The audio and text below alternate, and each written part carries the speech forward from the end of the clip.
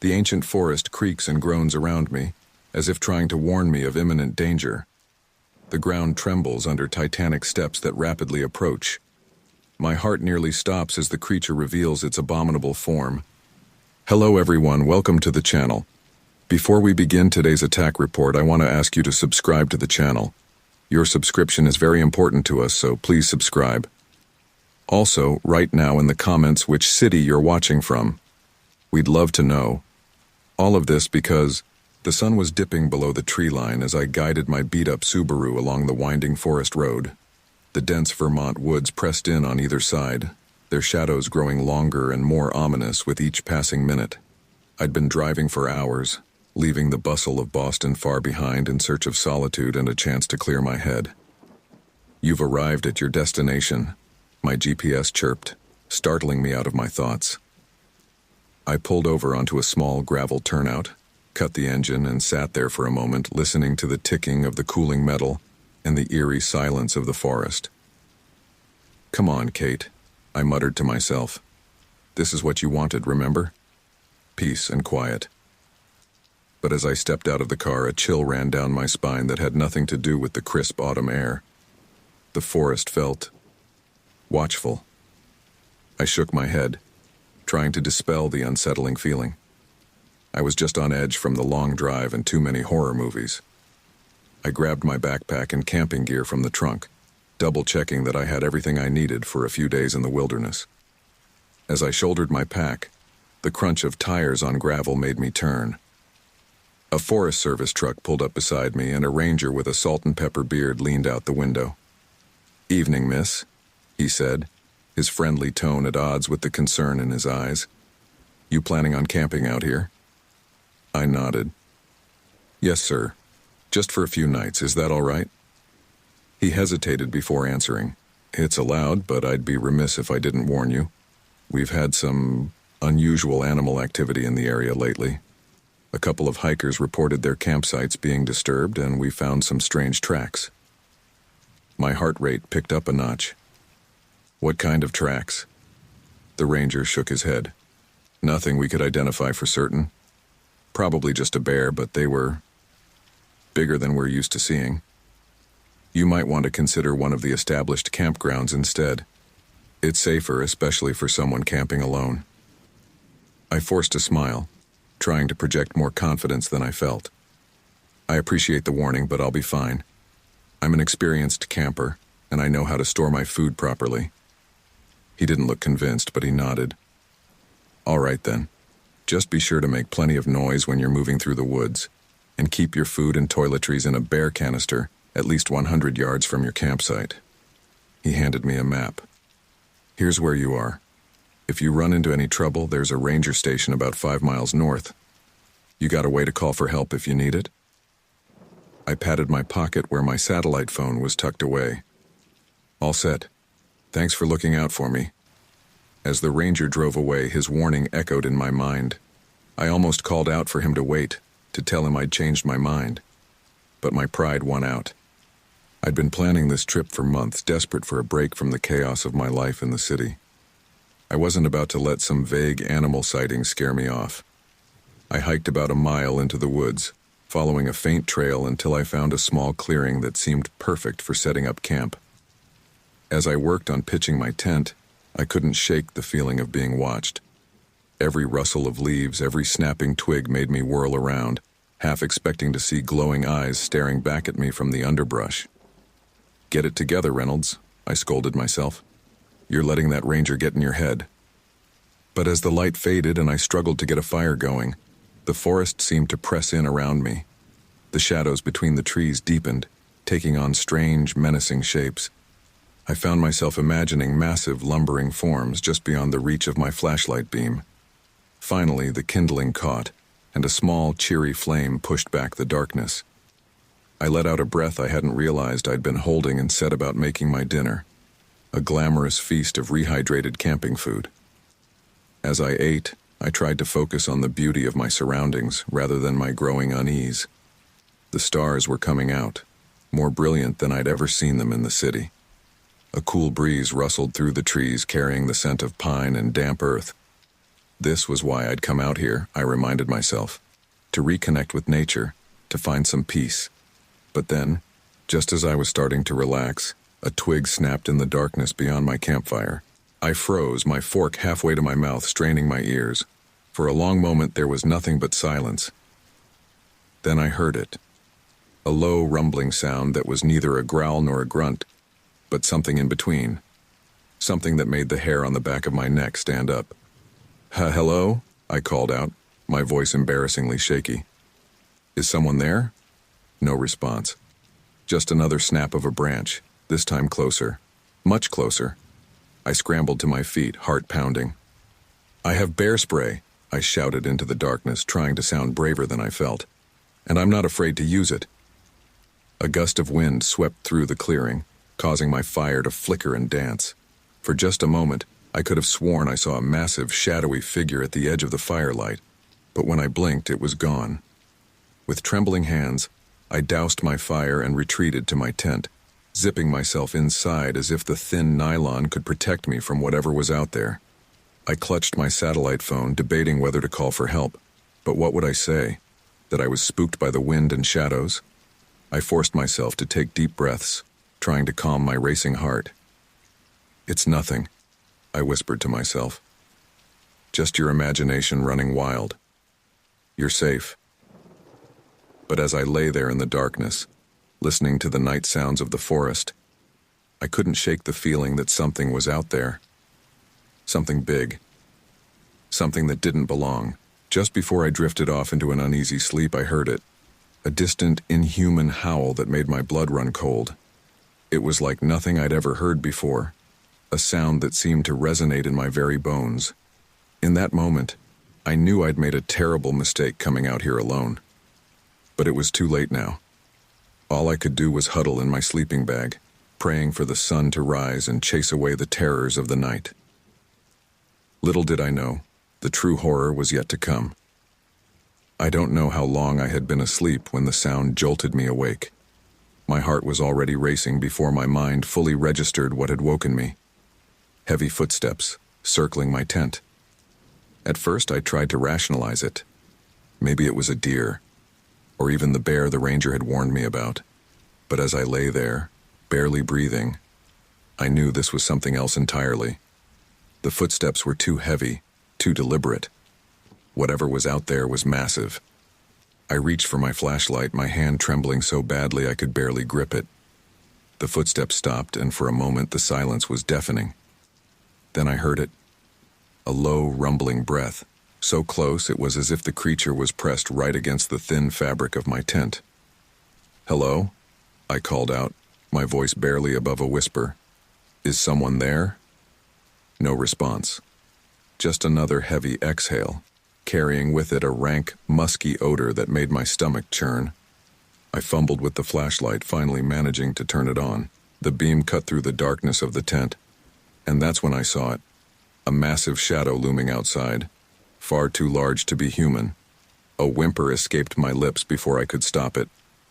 I clapped a hand over my mouth, praying that whatever was out there hadn't heard me. But I knew it had. The shadow shifted, and then an enormous, hairy hand pressed against the side of the tent. I bit down on my fist to keep from screaming. The hand was easily twice the size of my own, covered in thick, matted fur. Its fingers ended in sharp, yellowed claws that dug into the tent fabric. "This isn't real," I whispered to myself, squeezing my eyes shut. "This can't be real." But when I opened my eyes, the hand was still there, and now it was moving. Slowly, agonizingly, the zipper of my tent began to open. I was paralyzed with fear, unable to move, unable to breathe. As the opening widened, I saw them, a pair of glowing eyes in the darkness reflecting the beam of my flashlight. They were intelligent eyes, filled with a primal hunger that made my blood run cold. This wasn't just an animal acting on instinct. There was purpose behind those eyes, a malevolent intent that I couldn't begin to comprehend. I scrambled backward, pressing myself against the far side of the tent. "Please," I begged, though I knew it was futile. "Please, don't hurt me." The creature made a sound then, a low, guttural growl that seemed to vibrate through my entire body. It was a sound of pure aggression, of barely contained violence. I reached for my backpack, desperate for anything I could use to defend myself. My fingers closed around the canister of bear spray, but as I pulled it out, I knocked over my water bottle. It rolled across the tent floor, coming to rest against the creature's massive hand. For a moment, everything was still. Then, with a speed that seemed impossible for something so large, the hand shot into the tent. I screamed as it wrapped around my ankle, its grip like an iron vise. "No!" I yelled, kicking out with my free leg. "Let go!" But it was useless. The creature began to pull, dragging me toward the tent opening. I clawed at the ground, my nails tearing as I desperately tried to find purchase on the smooth tent floor. As I neared the opening, I got my first clear look at what had me.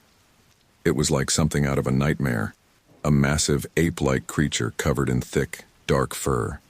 Its face was a twisted parody of human features, with a pronounced brow ridge and a mouth full of yellowed teeth. Bigfoot. The word flashed through my mind even as I rejected it. Bigfoot wasn't real. It couldn't be real. But here it was, its hot, fetid breath washing over me as it pulled me closer. In a last, desperate attempt, I raised the bear spray and depressed the trigger. The creature roared in pain and anger as the spray hit its eyes, its grip on my ankle loosening just enough for me to wrench free. I scrambled to my feet, adrenaline coursing through my veins. Without thinking, I dove through the far side of the tent, the fabric tearing under my weight.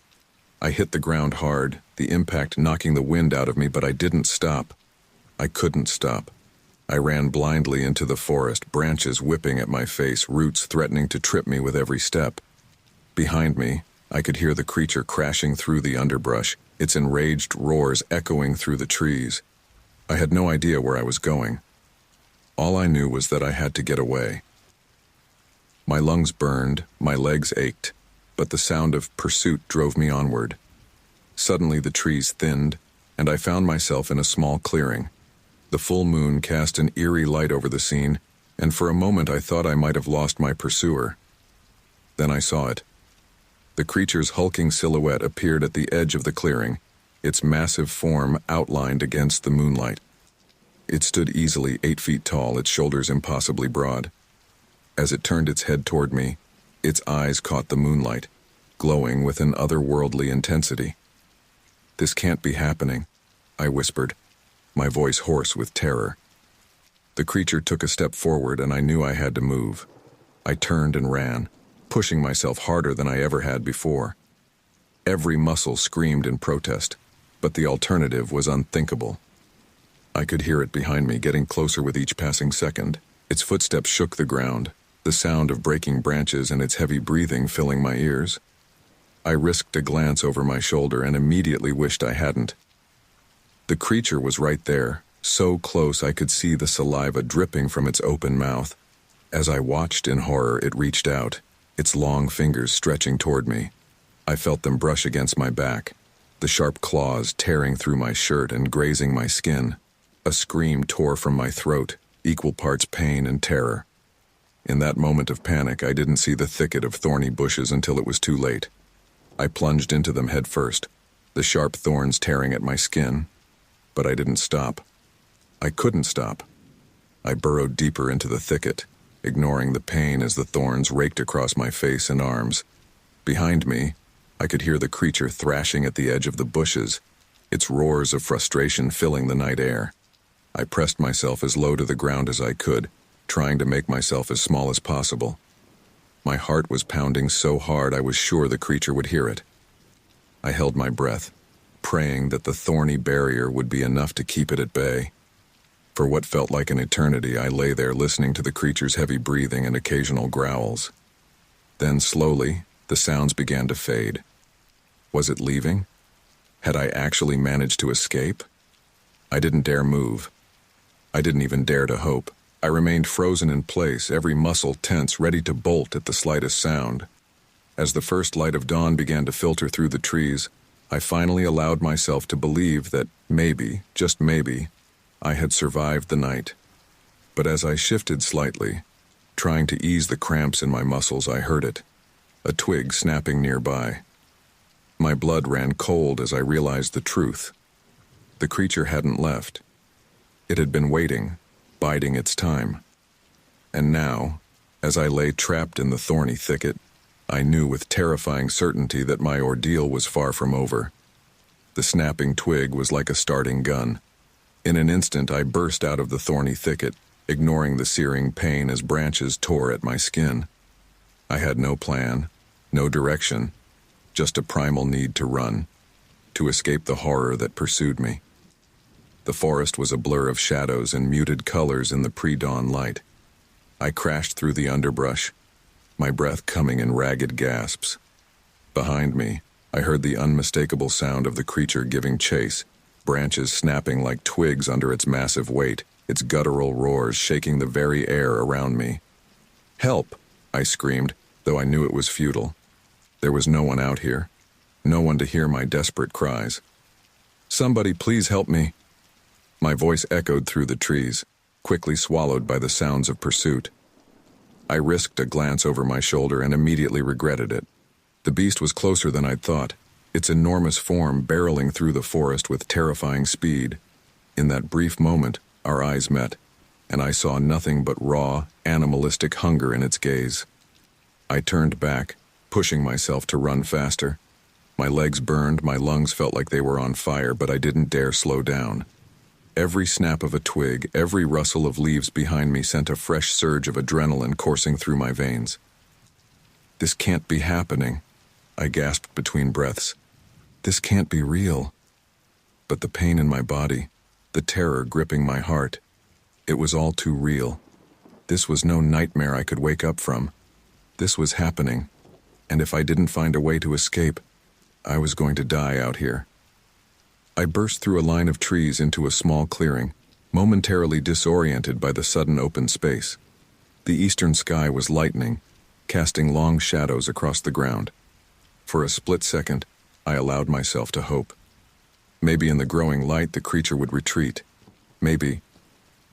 A deafening roar shattered that hope. I spun around to see the beast's hulking silhouette at the edge of the clearing, backlit by the dim, pre-dawn light. It was a sight that would be forever burned into my memory. The massive, ape-like form, easily 8 feet tall, its arms hanging below its knees, ending in hands tipped with wicked claws. "No," I whimpered, stumbling backward. "Please, no." The creature took a step forward, then another. By some miracle, my foot connected with the creature's knee. It let out a bellow of pain and anger, stumbling back a step. That moment was all I needed. I scrambled to my feet and took off running again, ignoring the protests of my battered body. I had no idea where this sudden burst of energy came from, but I wasn't going to waste it. I ran blindly, branches whipping at my face, my feet slipping on the damp forest floor. Behind me, I could hear the creature recovering, its roars of frustration echoing through the trees. But I didn't look back. I couldn't. I knew that if I saw how close it was, I might give up, and giving up meant death. The trees began to thin, and suddenly I burst out onto a ridge overlooking a steep ravine. I skidded to a stop at the edge, nearly losing my balance. Far below, I could hear the rush of water, a river or large stream. For a moment, I stood frozen, unsure what to do. Then I heard the creature crashing through the underbrush behind me, and I knew I was out of options. Taking a deep breath, I stepped off the edge of the ridge. The fall seemed to last forever. Wind rushed past my ears, drowning out even my own terrified scream. I caught glimpses of the rocky slope, of trees whipping past, of the water below growing rapidly closer. Then I hit the water, and everything went dark. I don't know how long I was unconscious. When I came to, I was floating downstream, battered and bruised but miraculously alive. The cold water had shocked me back to awareness, and I managed to drag myself to the riverbank. As I lay there, coughing and shivering, I heard a sound that made my blood run cold, a distant roar echoing off the canyon walls. The creature was still out there, still hunting me. With a groan of pain, I forced myself to my feet. I was soaked, exhausted, and lost, but I was still alive. And as long as I was alive, I had to keep moving. As I stumbled along the riverbank, trying to put as much distance between myself and the monster as possible, one thought kept running through my mind. This nightmare was far from over. The chase might have ended, but the real horror was just beginning. I don't know how long I stumbled along the riverbank, my sodden clothes weighing me down, every step a battle against exhaustion and pain. The sun had fully risen, casting long shadows through the trees, but I found no comfort in the daylight. If anything, it made me feel more exposed. Another distant roar echoed through the forest, closer this time. My heart leaped into my throat. It was still coming, still hunting me. Think, Kate, I muttered to myself, scanning the area desperately for anywhere to hide. That's when I spotted it, a dense thicket of undergrowth nestled between two large boulders. Without hesitation, I dove into the bushes, ignoring the thorns that tore at my already battered skin. I burrowed as deep as I could, pulling leaves and branches over myself for additional cover. Then I lay there, trying to quiet my ragged breathing, and waited. Minutes passed like hours. Every rustle of leaves, every snapping twig made me flinch. I strained my ears, listening for any sign of the creature's approach. Then I heard it. Heavy footsteps, slow and deliberate, coming closer. My entire body tensed.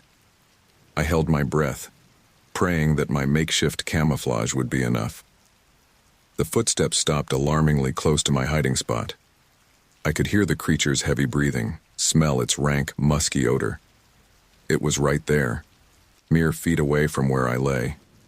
I squeezed my eyes shut, as if not seeing the danger could somehow make it go away.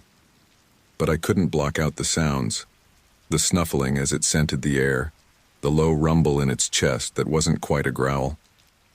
Something brushed against the bushes above me, and I had to bite my lip to keep from crying out. I opened my eyes to see the creature's massive, hair-covered foot planted right in front of my face. One more step, and it would be on top of me. I held perfectly still, hardly daring to breathe. My muscles screamed in protest, but I didn't dare move a single inch.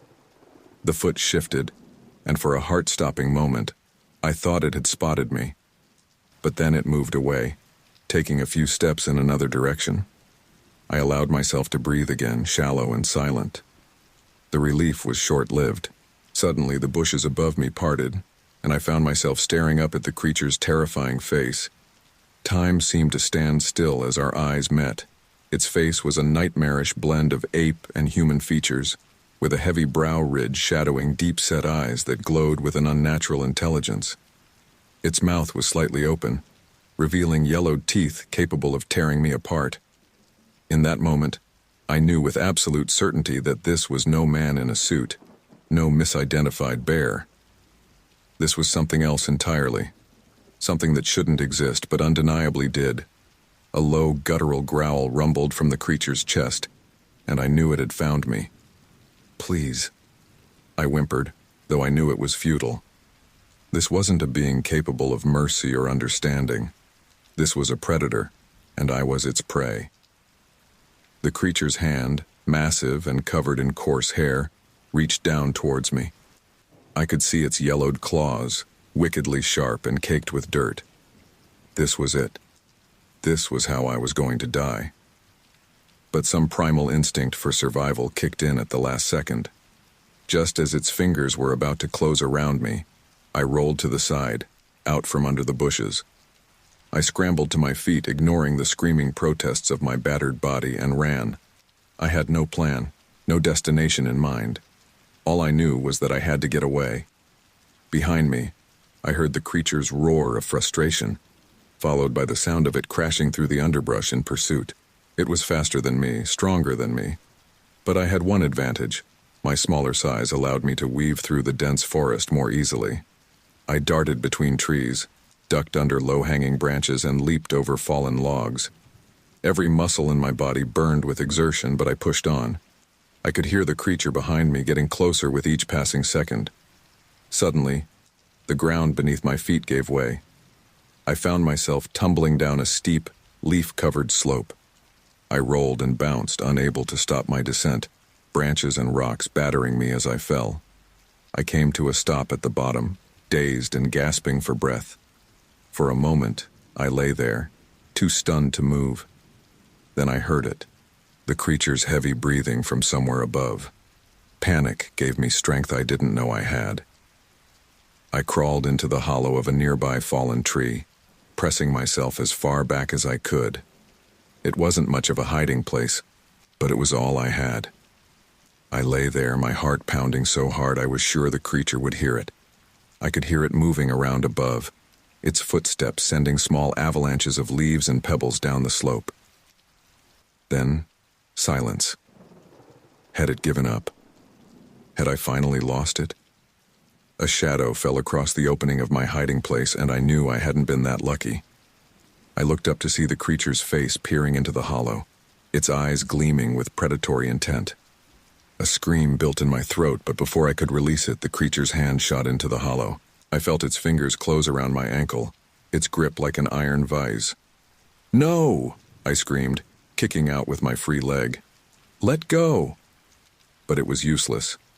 The creature began to pull, dragging me out of my hiding place. I clawed at the rotting wood of the tree, my nails breaking and bleeding as I desperately tried to find purchase. As I was pulled into the open, I got my first full look at the creature in broad daylight. It was even more terrifying than I had imagined.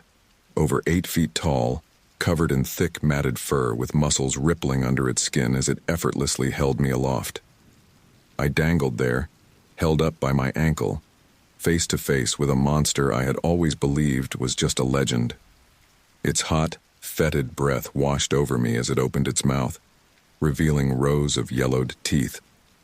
In that moment, as I stared into the face of what I was certain would be my death, I had one crystal-clear thought. No one would ever believe me. Even if by some miracle I survived this, who would believe my story of being attacked by Bigfoot? As the creature pulled me closer, its intentions clear in its hungry eyes, I knew that the next few moments would determine whether I lived or died. And as its mouth opened wider, I realized that my chances of survival were growing slimmer by the second. Dangling upside down, face to face with a creature I'd always believed was mere legend, I felt a surreal calm wash over me. Time seemed to slow as the Bigfoot's fetid breath washed over my face, its yellowed teeth mere inches from my throat. This is how I die, I thought, a hysterical laugh bubbling up in my chest. But that moment of resigned calm shattered as survival instinct kicked in. With strength born of pure desperation, I swung my body upward, ignoring the searing pain in my ankle. My fist connected with the creature's eye, and it let out a roar of pain and surprise. Its grip on my ankle loosened just enough. I twisted, wrenching myself free, and fell to the forest floor with a bone-jarring thud. Pain exploded through my body, but I didn't have time to dwell on it. I scrambled to my feet, ready to run, but the Bigfoot was faster. Powerful hands wrapped around my waist, lifting me as if I weighed nothing. I kicked and thrashed, my nails raking across its hairy arms, but it was like fighting against a mountain. The creature seemed impervious to my struggles. "Let go," I screamed, my voice raw with terror. "Someone help me." But there was no one to hear my cries, no one to come to my rescue. I was alone with this monster, miles from any help. The Bigfoot pulled me close, and I felt its hot breath on my neck. Then pain. Blinding, white-hot pain as its teeth sank into my shoulder. I screamed, the sound echoing through the forest, startling a flock of birds into flight. "No, no, no," I sobbed, my vision blurring with tears and agony. I could feel warm blood running down my arm, soaking into my torn shirt. Just when I thought the pain couldn't get any worse, the creature suddenly released its bite. For a split second, I felt relief. Then, without warning, it tossed me through the air as if I were a rag doll. The world spun around me. I caught glimpses of the sky, the trees, the ground rushing up to meet me. I hit the forest floor hard, the impact driving the air from my lungs. I rolled, unable to stop, until I slammed into the trunk of a large tree. For a moment I lay there, dazed and gasping. Every inch of my body screamed in pain. I could taste blood in my mouth, and my vision swam in and out of focus. But I knew I couldn't stay down. I had to move, had to get away. I tried to push myself up, but my arms gave out, sending me crashing back to the ground. "Get up, Kate," I muttered to myself, spitting out a mouthful of blood. "Get up, or you're dead." I heard heavy footsteps approaching, felt the ground shake with each step. Panic gave me strength I didn't know I had. I managed to roll onto my back, propping myself up against the tree trunk. The Bigfoot loomed over me, its massive form blocking out the sun. Its eyes, so unnervingly intelligent, were filled with a primal hunger that chilled me to my core. It reached down, its clawed hand wrapping around my throat. I gasped, clawing at its fingers as it lifted me off the ground. My feet dangled uselessly as it pinned me against the tree. Black spots danced at the edges of my vision as I struggled to breathe. "Please," I wheezed, though I knew it was futile. This creature wasn't capable of mercy or understanding. It was a predator, and I was its prey. The pressure on my throat increased. I could feel myself slipping into unconsciousness. In what I was sure were my final moments, my life didn't flash before my eyes. Instead, all I could think was, no one will ever know what happened to me. Just as the darkness was about to claim me, the creature suddenly released its grip. I fell to the ground in a heap, coughing and gasping for air. Before I could recover, I felt an enormous weight on my chest. The Bigfoot had planted one massive foot on me, pinning me to the forest floor. I looked up at the creature, tears streaming down my face. Its mouth was open in what almost looked like a grin, saliva dripping from its yellowed teeth. It was toying with me, I realized, playing with its food before the final kill. Just end it, I thought, closing my eyes. I was tired, so tired of running, of fighting. Maybe if I just gave up, it would be over quickly. But even as that thought crossed my mind, something inside me rebelled against it. I had survived this long. I couldn't give up now. With the last of my strength, I reached out, my hand closing around a large rock. As the creature leaned down, its foul breath washing over me, I swung the rock with all my might. It connected with the side of the Bigfoot's head with a sickening thud. The creature reared back, roaring in pain and anger. Its foot lifted from my chest as it stumbled backward. I didn't waste the opportunity. Ignoring the screaming protests of my battered body, I rolled to my feet and ran. I had no idea where I was going. No plan beyond get away. My vision blurred, my legs felt like lead, but I pushed on. Behind me, I could hear the creature recovering, its enraged roars shaking the very air. But I didn't look back. I couldn't. I knew that if I saw how close it was, I might give up, and giving up meant death. I crashed through the underbrush, branches whipping at my face, roots threatening to trip me with every step. My lungs burned, my muscles screamed in agony, but I didn't stop. I couldn't stop. The sound of pursuit grew closer. I could hear the creature's heavy breathing, the snap of branches as it barreled through the forest after me. It was faster than me, stronger than me. I knew I couldn't outrun it forever. Just as I felt clawed fingers brush against my back, I burst out of the tree line into a small clearing. The sudden open space disoriented me for a moment and I stumbled. That moment was all it took. I felt a sharp pain as the creature's claws raked across my back, tearing through my shirt and skin. I screamed, more in fear than pain, and tried to regain my footing. But it was too late. The Bigfoot's massive hand closed around my arm, yanking me backward. I spun around, coming face to face with the monster once again. Time seemed to slow as I stared into its eyes. I saw my own terror reflected back at me, along with something else. Something almost like curiosity. But any hope that this meant the creature might show mercy vanished as it opened its mouth, revealing those terrible teeth once more. I heard a guttural growl, felt its hot breath on my face. And then, darkness. The last thing I remember before losing consciousness was the thought, this can't be how it ends. But as the world faded to black, I couldn't shake the terrifying certainty that it was. The first thing I became aware of was pain. Every inch of my body throbbed, a dull ache punctuated by sharp stabs when I tried to move. The second thing was the sound of chirping birds, their cheerful calls a stark contrast to the horror I'd experienced. I opened my eyes slowly, wincing at the bright sunlight filtering through the trees.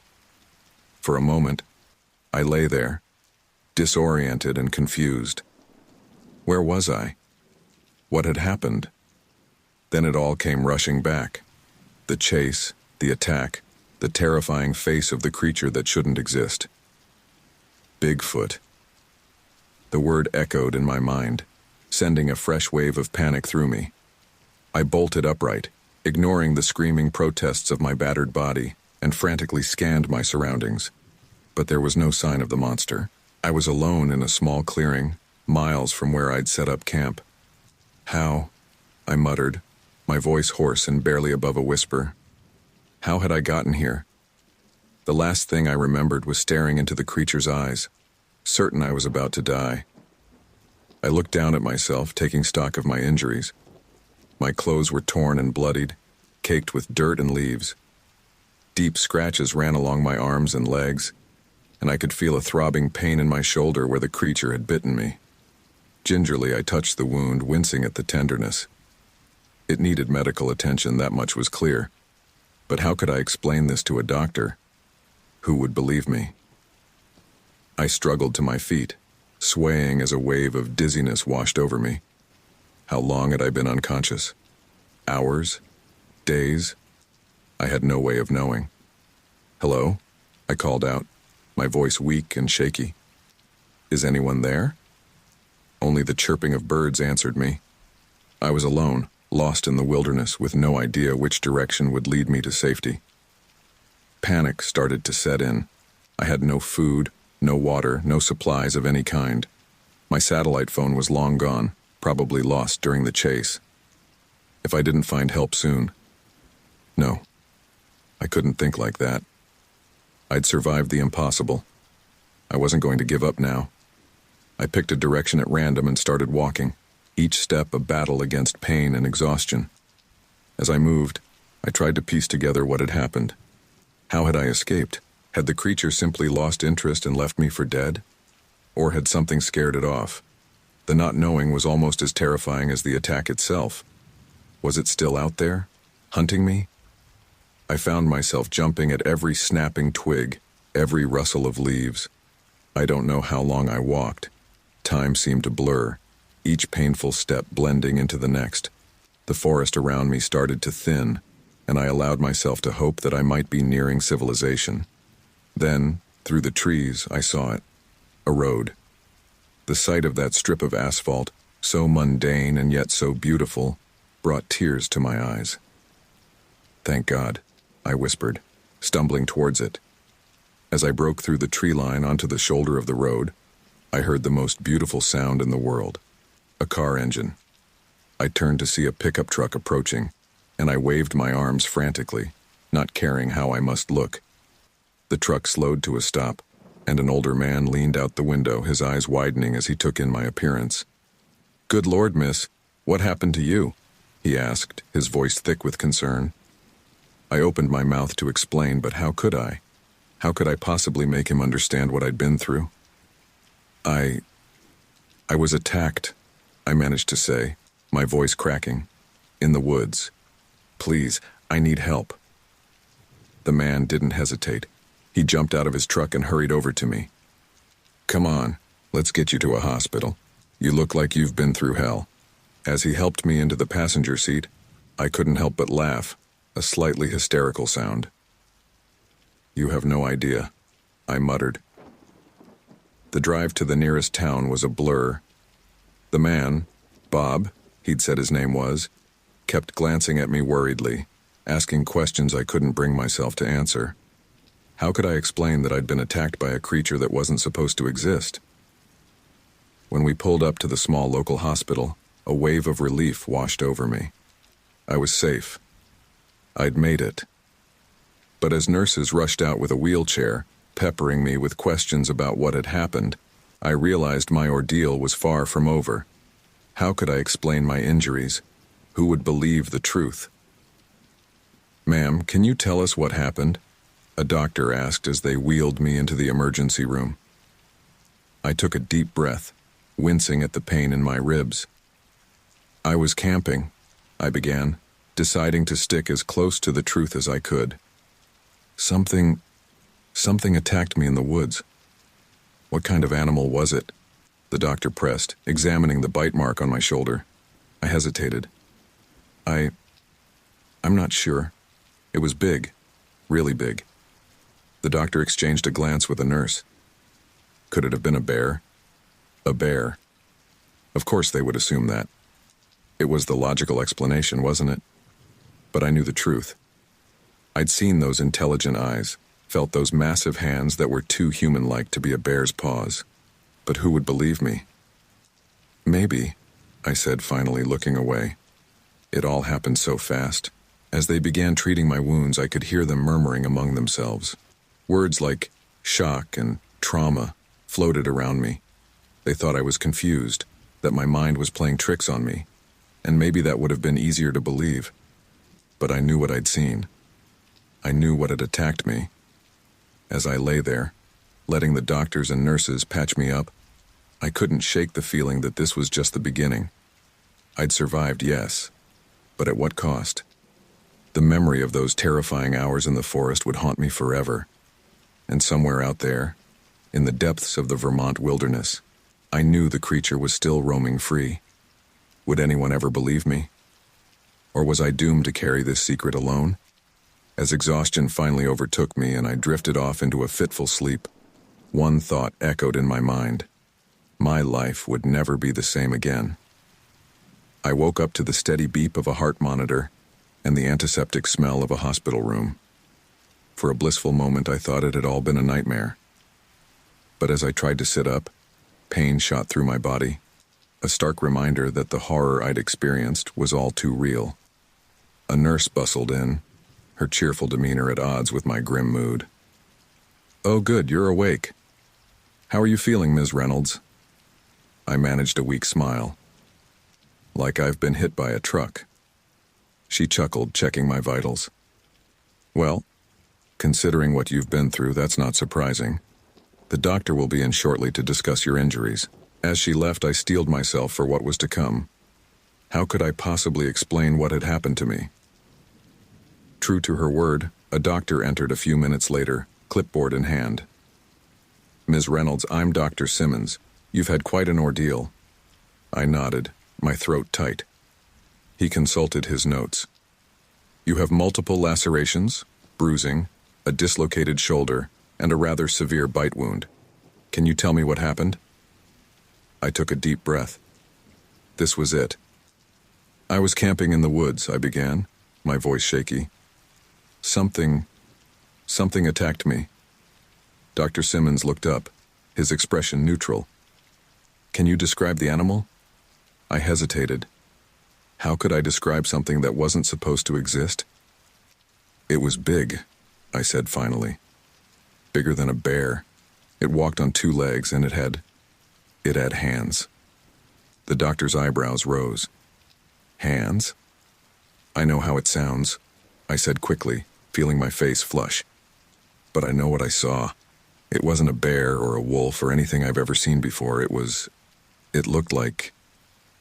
"Like what, Ms. Reynolds?" I closed my eyes, bracing myself.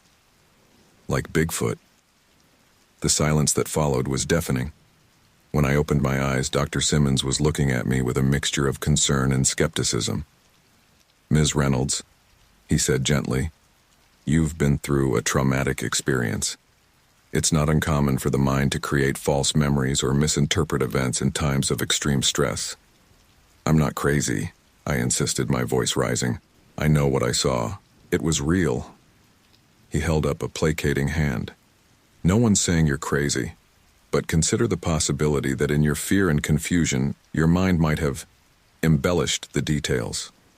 I shook my head vehemently, wincing at the pain the movement caused. "You don't understand. I was face to face with it. I saw its eyes, felt its breath. It was real." Dr. Simmons sighed, making a note on his clipboard. I'm going to recommend you speak with one of our trauma counselors. They can help you process what happened. I don't need a counselor, I snapped. I need someone to believe me. But I could see in his eyes that he didn't. As he left the room, promising to check on me later, I felt a wave of frustration and despair wash over me. If a doctor wouldn't believe me, who would? My fears were confirmed when 2 police officers arrived later that day to take my statement. Their expressions of polite skepticism quickly turned to barely concealed disbelief as I recounted my story. So let me get this straight, one of the officers said, his pen hovering over his notepad. You're saying you were attacked by Bigfoot? I clenched my fists, ignoring the pain in my bandaged hands. I know how it sounds, but I'm telling you the truth. It wasn't a bear or any other animal. It was something else. The officers exchanged a glance that spoke volumes. Ms. Reynolds, the other officer said, her tone gentle but patronizing. We understand you've been through a traumatic experience, but making false reports is a serious offense. False reports? I echoed, incredulous. Why would I make this up? Look at me. Look at what that thing did to me. We're not denying you were attacked, the first officer said, but the evidence suggests a bear encounter. Your injuries are consistent with... It wasn't a bear, I shouted, my frustration boiling over. I know what I saw. A nurse poked her head in, drawn by the commotion. Is everything all right in here? The female officer stood up. We're finished here. Thank you for your time, Ms. Reynolds. We'll be in touch if we need any further information. As they left, I could hear them murmuring to the nurse, catching words like confused and possible concussion. Tears of frustration welled up in my eyes. I was telling the truth. Why couldn't anyone believe me? My phone buzzed, and I picked it up to see several missed calls from my parents. With a heavy heart, I dialed my mom's number. Kate? Oh my God, Kate, are you all right? The hospital called us. What happened? My mom's voice was frantic. I'm okay, Mom, I said, trying to keep my voice steady. I had an accident while camping. An accident? They said you were attacked by an animal. I closed my eyes, debating whether to tell her the truth, but I already knew how that would go. Yeah, I think it was a bear. But I'm okay. Just a little banged up. As I listened to my mom's worried ramblings, making non-committal noises at appropriate intervals, I felt a deep sense of isolation settle over me. I couldn't tell her the truth. I couldn't tell anyone the truth. After I hung up, I lay back in the hospital bed staring at the ceiling. The memory of the attack played on repeat in my mind. The creature's terrifying face, its inhuman strength, the fear I felt knowing I was about to die. It had been real. I knew it had been real. But as the day wore on and more people, doctors, nurses, even a local news reporter, questioned my story, I began to doubt myself. Was it possible they were right?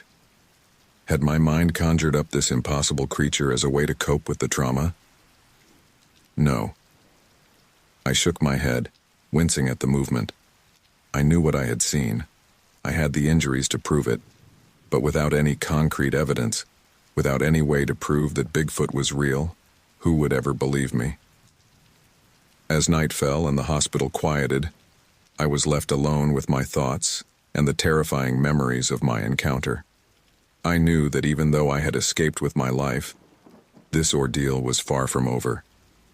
The real challenge lay ahead, living with the knowledge of what I'd experienced, carrying this unbelievable truth in a world that would never accept it. I closed my eyes, exhaustion finally overtaking me. But even in sleep, I found no peace. In my dreams, I was back in that forest, face to face with a monster that no one believed existed. And this time there was no escape. The morning light filtering through the hospital window did little to lift my spirits. I'd spent a restless night plagued by nightmares, reliving the terror of my encounter over and over. But with the new day came a renewed determination. I knew what I'd seen, and I was going to prove it. Against medical advice, I checked myself out of the hospital. The doctor's disapproving frown and the nurse's concerned glances followed me as I limped out, my body still battered and bruised.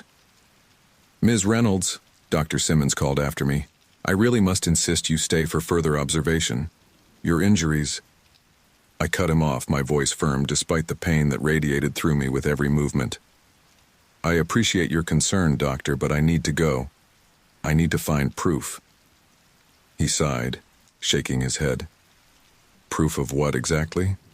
"Ms. Reynolds, I understand you've been through a traumatic experience, but chasing after imaginary creatures isn't going to help your recovery." His words stung, but I steeled myself against them. "It wasn't imaginary," I insisted, "and I'm going to prove it." As I stepped out of the hospital, the warm sun on my face felt surreal after the horror I'd experienced in the dark forest. I hailed a cab, giving the driver directions to the trailhead where I'd started my ill-fated camping trip. During the ride, I couldn't help but notice the driver's curious glances in the rearview mirror. I must have been quite a sight, bandaged, bruised, and determined. "Rough night?" he asked, breaking the silence. I let out a humorless laugh. "You have no idea." As we neared the forest, my heart began to race. Part of me was screaming to turn back, to flee as far from this place as possible. But a stronger part knew I had to do this. I had to find evidence, something to prove I wasn't crazy, that what I'd experienced was real.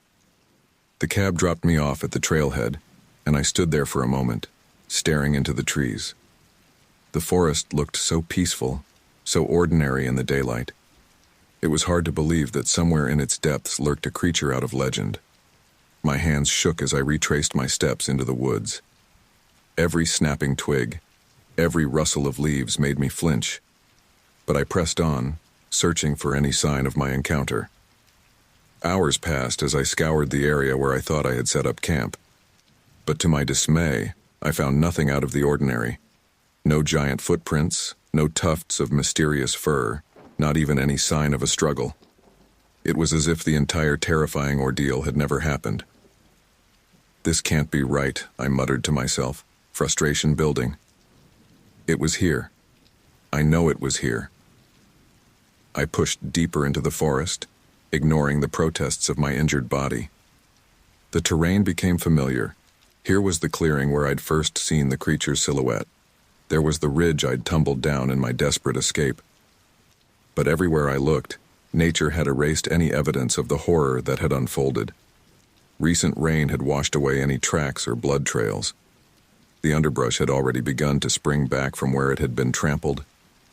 As the sun began to dip towards the horizon, casting long shadows through the trees, panic started to set in. I needed to find something, anything, to prove my story wasn't just a delusion. That's when I spotted it. A thicket of bushes that looked as if something large had recently crashed through them. My heart racing, I approached, hope rising in my chest. But as I examined the broken branches and disturbed earth, my hope turned to ash. There was no way to prove this damage had been caused by Bigfoot. It could have been a bear, a deer, or even just a strong wind. "No," I whispered, sinking to my knees. "No, no, no. There has to be something." Tears of frustration welled up in my eyes as I realized the futility of my search. Even if I had found clear evidence, who would believe me? A footprint could be faked, fur could be from any number of animals. Without the creature itself standing in front of them, no one would ever accept the truth of what I'd seen. As darkness began to fall, a chill ran down my spine. I couldn't be here after nightfall. The memory of those terrifying eyes gleaming in the darkness was still too fresh. I stumbled back towards the trailhead, my body aching, my spirit crushed. With each step, the weight of what I'd experienced, and the knowledge that I could never prove it, pressed down on me. By the time I reached the parking lot, night had fully fallen. The forest loomed dark and menacing behind me, hiding its secrets. I leaned against a signpost, exhausted and defeated. A car pulled into the lot, its headlights sweeping across me. For a wild moment, I thought it might be the cab driver, returning to check on me. But as the vehicle came to a stop, I recognized the logo on its side, Forest Service. A ranger stepped out, his flashlight beam finding me. "Ma'am, are you all right?" I must have looked a sight, dirty, disheveled, my hospital bracelet still on my wrist.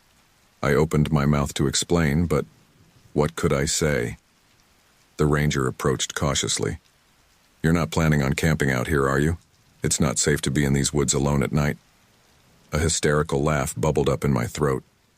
If only he knew. "No," I managed to say. "No, I was just leaving." He nodded, though his expression remained concerned. "Do you need a ride somewhere? I'd be happy to call you a cab." As he spoke, a sound drifted from the dark forest behind us. A low, rumbling call that might have been mistaken for the wind. But I knew better. My blood ran cold as I recognized it as the same sound I'd heard that terrifying night.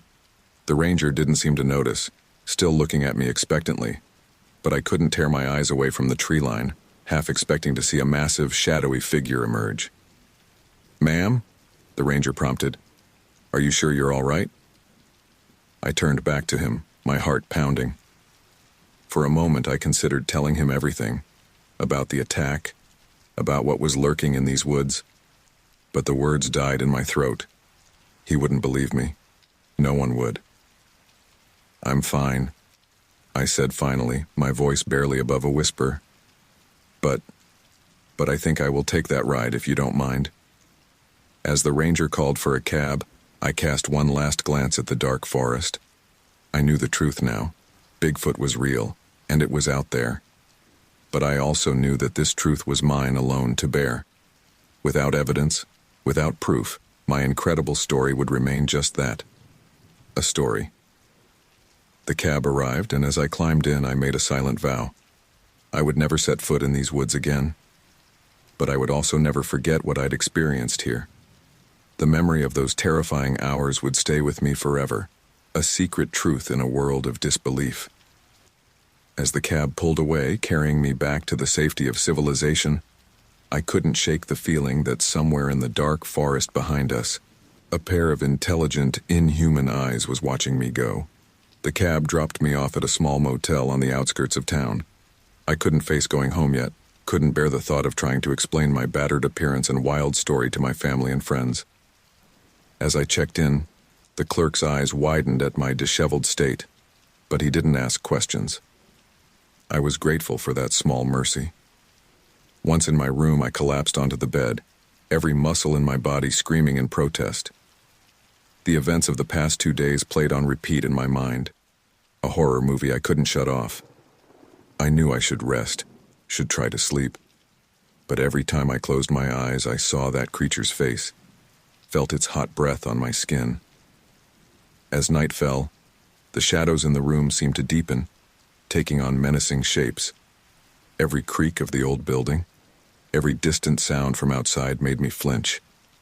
I found myself constantly glancing at the window, half expecting to see a massive, hairy figure looming there.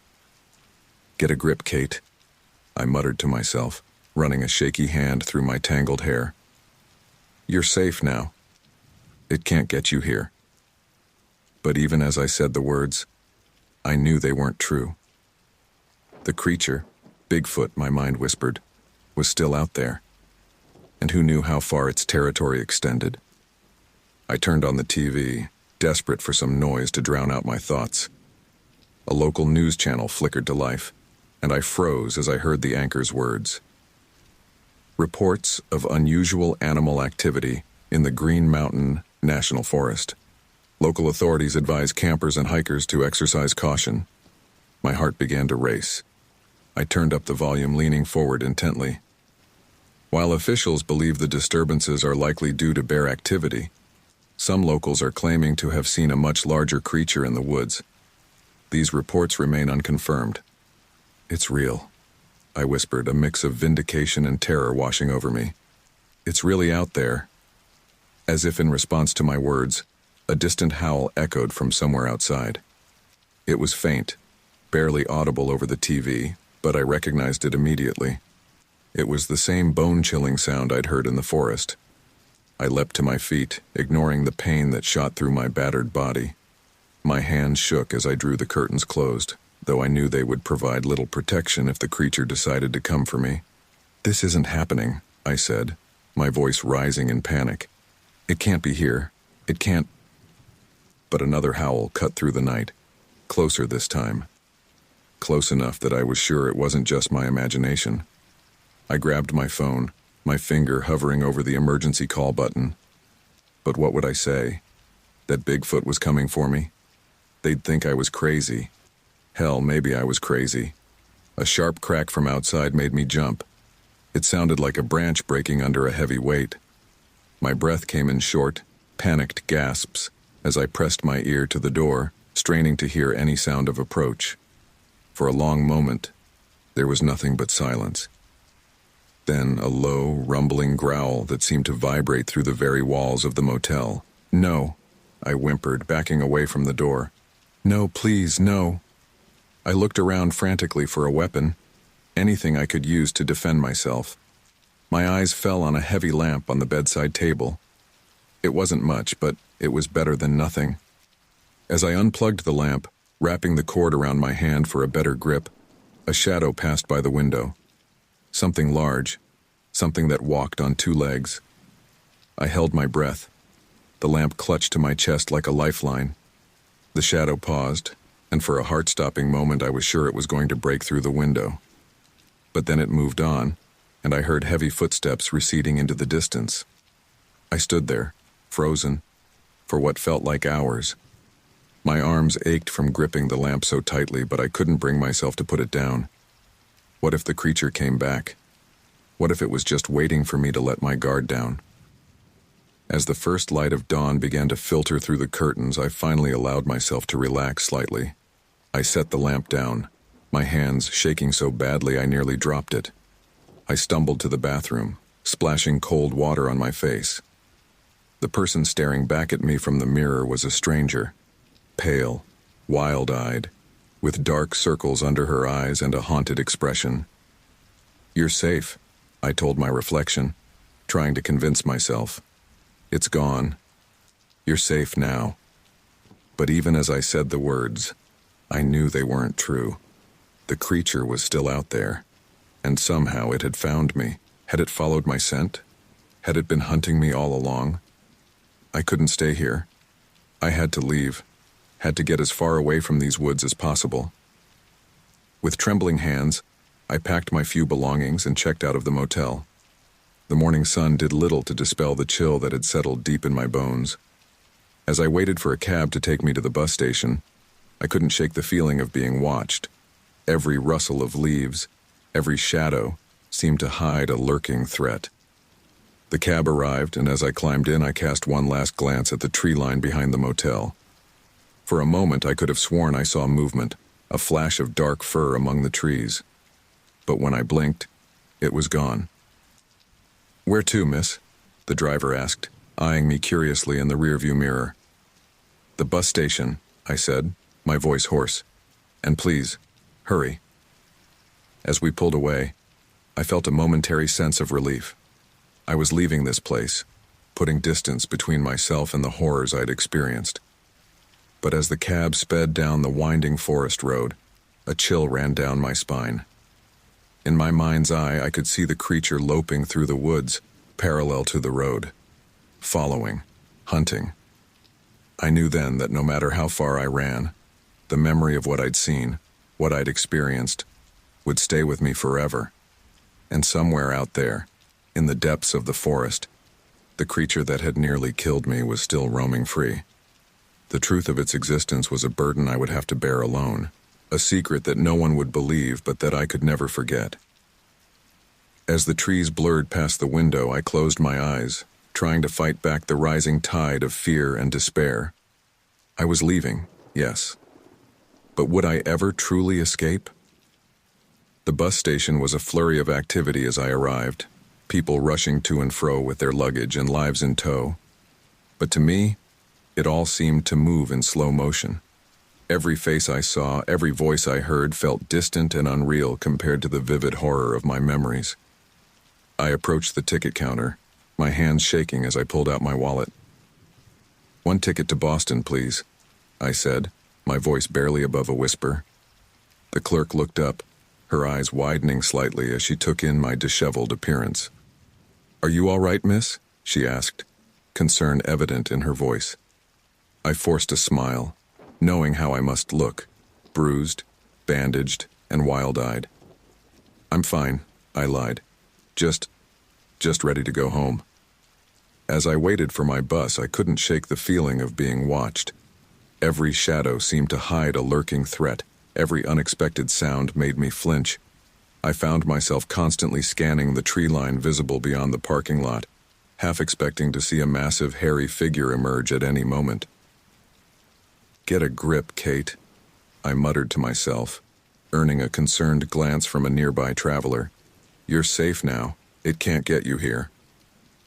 But even as I said the words, I knew they weren't entirely true. While I might be physically safe from the creature here in this crowded bus station, the memory of my encounter was far from over. It lived on in my mind, as real and terrifying as the moment it happened. The bus arrived, and as I boarded, I felt a momentary sense of relief. I was leaving this place, putting distance between myself and the horrors I'd experienced. But as we pulled out of the station and the forests of Vermont began to roll past the window, I couldn't help but imagine the creature out there moving through the trees, always watching, always hunting. I must have dozed off at some point because I woke with a start, a scream caught in my throat. In my dream, I had been back in that forest, face to face with the creature, its hot breath on my skin, its inhuman eyes boring into mine. "Bad dream?" the elderly woman seated next to me asked, her kind face creased with concern. I nodded, trying to calm my racing heart. "Yeah, just a nightmare." She patted my hand sympathetically. "Don't worry, dear. Whatever it is, it can't hurt you now." If only she knew. As the bus continued its journey, I found myself obsessively checking news sites on my phone, searching for any reports of strange sightings or unexplained attacks in the area I'd been camping. There were a few vague mentions of unusual animal activity, but nothing concrete. Nothing that would prove what I'd seen was real. Hours later, as the familiar skyline of Boston came into view, I felt a mix of relief and dread. I was home, yes, but how could I possibly return to my normal life after what I'd experienced? My apartment, when I finally reached it, felt both comfortingly familiar and oddly alien. Everything was exactly as I'd left it, but I felt like a different person entirely. How could the world just go on as if nothing had happened when my entire reality had been shattered? I stood in the shower for what felt like hours, letting the hot water wash over me, trying to cleanse myself of the lingering terror. But no matter how hard I scrubbed, I couldn't shake the feeling of the creature's touch, couldn't erase the memory of its terrifying face. As I dried off, I caught sight of myself in the mirror and froze. The person staring back at me was a stranger, pale, gaunt, with dark circles under her eyes and a haunted expression. But it was the injuries that truly brought home the reality of what I'd been through. The bruises, the cuts, the bite mark on my shoulder, all physical proof of my encounter. Yet, as I traced the outline of the bite with trembling fingers, I knew that even these wounds wouldn't be enough to convince anyone of the truth. They'd say it was a bear, or a wolf, or even a particularly vicious wild dog. Anything but what it really was. I collapsed onto my bed, exhaustion finally overtaking me. But even in sleep, I found no peace. My dreams were a chaotic mix of memories and fears, running through endless dark forests, feeling hot breath on the back of my neck, hearing that bone-chilling roar echoing all around me. I woke up screaming, drenched in sweat, my heart pounding so hard I thought it might burst from my chest. For a moment I was disoriented, convinced I was back in that forest. But as reality slowly seeped back in, I realized I was in my own bed, in my own apartment. Safe. I was safe. But the relief was short-lived. As I sat there in the dark, trying to calm my racing heart, a new fear began to take hold. What if it followed me? What if, even now, it was out there somewhere, hunting me? I shook my head, trying to dispel the thought. Don't be ridiculous, I muttered to myself. It can't have followed you all the way here. But the fear persisted, gnawing at the edges of my mind. I found myself getting up to check the locks on my doors and windows, peering out into the dark city streets below, half expecting to see a massive, shadowy figure lurking there. As the days passed, I tried to return to some semblance of normalcy. I went back to work, plastering on a smile and brushing off concerned questions about my injuries with vague explanations about a camping accident. But inside, I was falling apart. Every unexpected sound made me jump. Every shadow seemed to hide a lurking threat. I found myself obsessively researching Bigfoot sightings, spending hours poring over grainy photos and dubious eyewitness accounts, desperate for some validation of my experience. But the more I searched, the more isolated I felt. The world was full of skeptics and non-believers, quick to dismiss any evidence as hoaxes or misidentifications. How could I possibly make anyone understand what I'd been through? One evening, as I sat at my desk, scrolling through yet another forum filled with Bigfoot theories and debates, a sound from outside made me freeze. It was faint, barely audible over the city noise, but unmistakable. A low, rumbling call that sent chills down my spine. I rushed to the window, my heart pounding, and scanned the street below. For a moment I thought I saw something, a large, dark figure moving in the shadows between buildings. But when I blinked, it was gone. As I stood there, staring out at the city, I realized a hard truth.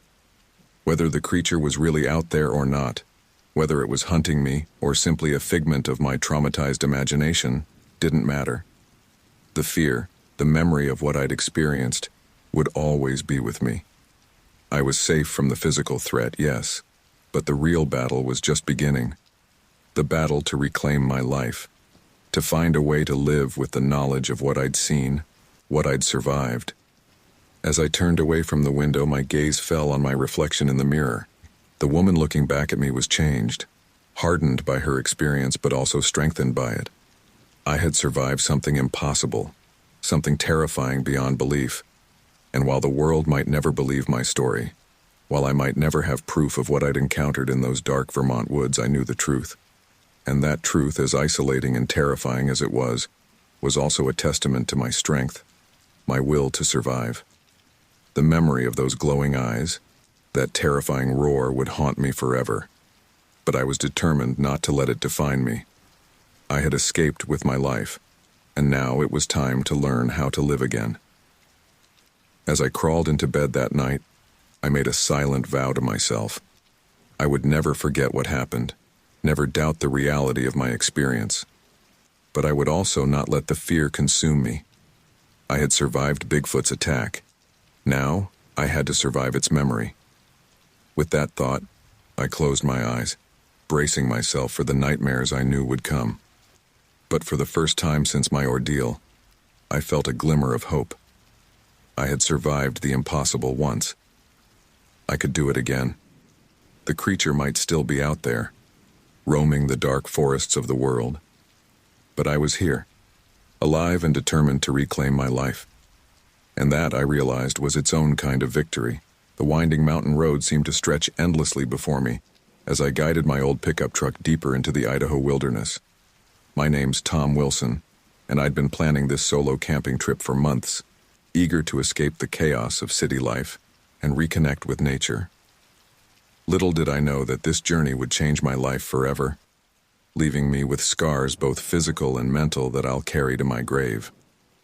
As I turned onto the narrow dirt road leading to the remote campground, an unsettling silence descended upon the forest. The usual chorus of birdsong and rustling leaves was conspicuously absent, replaced by an eerie stillness that sent an involuntary shiver down my spine. I tried to shake off the feeling, chalking it up to my imagination and the isolation of the area. "Get it together, Tom," I muttered to myself, gripping the steering wheel tighter. "This is what you came for, remember? Peace and quiet."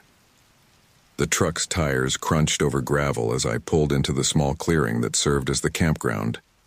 Tall pines surrounded the area, their branches reaching skyward like gnarled fingers. As I stepped out of the vehicle, the heavy scent of pine and damp earth filled my nostrils, Despite the beauty of the scene, I couldn't shake the nagging feeling that something was off. I began unloading my gear, the familiar routine of setting up camp helping to ease my nerves. As I hammered the tent stakes into the ground, I couldn't help but feel like I was being watched. My eyes kept darting to the tree line, searching for any sign of movement. "You're being paranoid," I chided myself aloud, hoping the sound of my own voice would dispel the growing unease. There's nothing out there but squirrels and maybe a few deer. But no matter how much I tried to rationalize it, the feeling persisted. It was as if the forest itself was holding its breath, waiting for something to happen. With the tent erected, I set about gathering firewood. The snapping of twigs under my boots seemed unnaturally loud in the quiet forest. As I ventured a bit further from my campsite, a flash of movement caught my eye. I whirled around, heart pounding, but saw nothing but shadows between the trees. "Hello?" I called out, my voice sounding small and insignificant in the vast wilderness. "Is anyone there?" Silence was my only answer. Shaking my head, I gathered the rest of the wood and hurried back to the clearing. The sun was beginning to dip below the tree line, casting long shadows across the campground. I busied myself with building a fire, hoping the warmth and light would chase away the growing shadows and my own dark thoughts. As night fell, I sat by the crackling campfire, absently poking at the embers with a stick. The dancing flames did little to dispel the oppressive darkness that seemed to press in from all sides. I tried to focus on roasting a marshmallow, a simple pleasure that usually brought me joy on camping trips. But tonight, even that felt hollow. "This is ridiculous," I said aloud, my voice startling in the quiet night. "You're a grown man, Tom. Stop jumping at shadows." Just then, a sound echoed through the night, a long, mournful howl that was unlike anything I'd ever heard before. It wasn't a wolf or a coyote. This was something different. Something primeval. The sound sent ice through my veins, and I dropped my marshmallow stick into the fire, scrambling to my feet. "What the hell was that?" I whispered, scanning the darkness beyond the fire's glow. The forest remained silent, but the echo of that inhuman cry seemed to linger in the air. My hand shook as I reached for my flashlight, flicking it on and sweeping the beam across the tree line. The light caught nothing but the trunks of trees and underbrush, but I couldn't shake the feeling that there was something out there just beyond the reach of the light. Another sound, a deep, guttural grunt, came from somewhere to my left. I swung the flashlight in that direction, my breath coming in short, panicked gasps. For a split second, I thought I saw a pair of eyes reflecting the light, set high above the ground. But when I blinked, they were gone.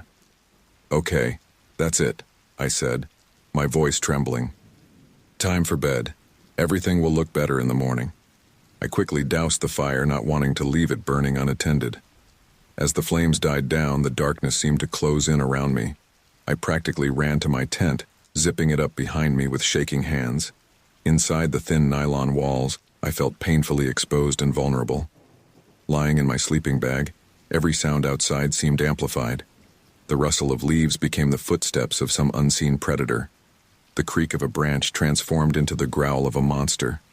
I pulled the sleeping bag tighter around me, feeling like a child hiding from the boogeyman. "It's just your imagination," I whispered to myself, trying to slow my racing heart. "There's nothing out there. You're safe." But as I lay there in the darkness, listening to the strange sounds of the forest night, I couldn't shake the feeling that something had changed. The wilderness I had come to for solace and rejuvenation now felt alien and threatening. And somewhere out there in the blackness, I was certain that something was watching, waiting. Sleep eluded me for hours as I tossed and turned, jumping at every sound. When I finally drifted off, my dreams were plagued by visions of massive, shadowy figures and echoes of that bone-chilling howl. As the first light of dawn began to filter through the tent walls, I awoke with a start, disoriented and unrested. For a moment, I couldn't remember where I was or why I felt so on edge. Then the events of the previous night came rushing back, and I sat up, rubbing my bleary eyes. It was just a dream, I told myself, trying to shake off the lingering fear. Just your mind playing tricks on you in a new place. But as I unzipped the tent and stepped out into the crisp morning air, I froze. There, in the soft earth near my campfire, was a set of footprints that made my blood run cold. They were massive, far larger than any human foot, with clear impressions of toes and a shape that was undeniably bipedal. I stared at the prints, my mind refusing to process what I was seeing. This couldn't be real. It had to be a joke, a prank by some other campers. But I knew, deep in my gut, that I was alone out here. And something impossible, had visited my campsite in the night. As I stood there, the morning sun climbing higher in the sky, I realized that my peaceful getaway had turned into something far more terrifying. Little did I know, this was only the beginning of a nightmare that would push me to the very limits of survival and sanity. The day dragged on interminably as I tried to shake off the unsettling discoveries of the morning.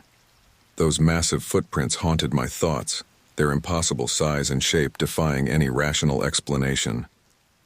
I spent hours examining them, taking photos with my phone, and even attempting to make a plaster cast using a kit I had in my truck. But the earth was too soft and the imprint crumbled when I tried to pour the mixture. Damn it, I cursed, watching my only piece of evidence disintegrate before my eyes. No one's going to believe this without proof. As the sun began to set, casting long shadows across the campsite, my anxiety grew. The thought of spending another night here made my skin crawl, but the idea of driving down the mountain in the dark seemed equally unappealing. I was trapped by my own fear and indecision. I built up the campfire, hoping its warmth and light would provide some comfort.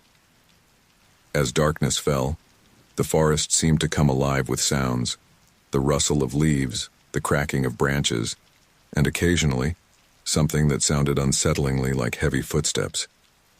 It's just the wind, I muttered to myself, stoking the fire higher, or maybe some deer moving around. But deep down, I knew it wasn't the wind or deer. There was something out there, something big, and it was getting closer.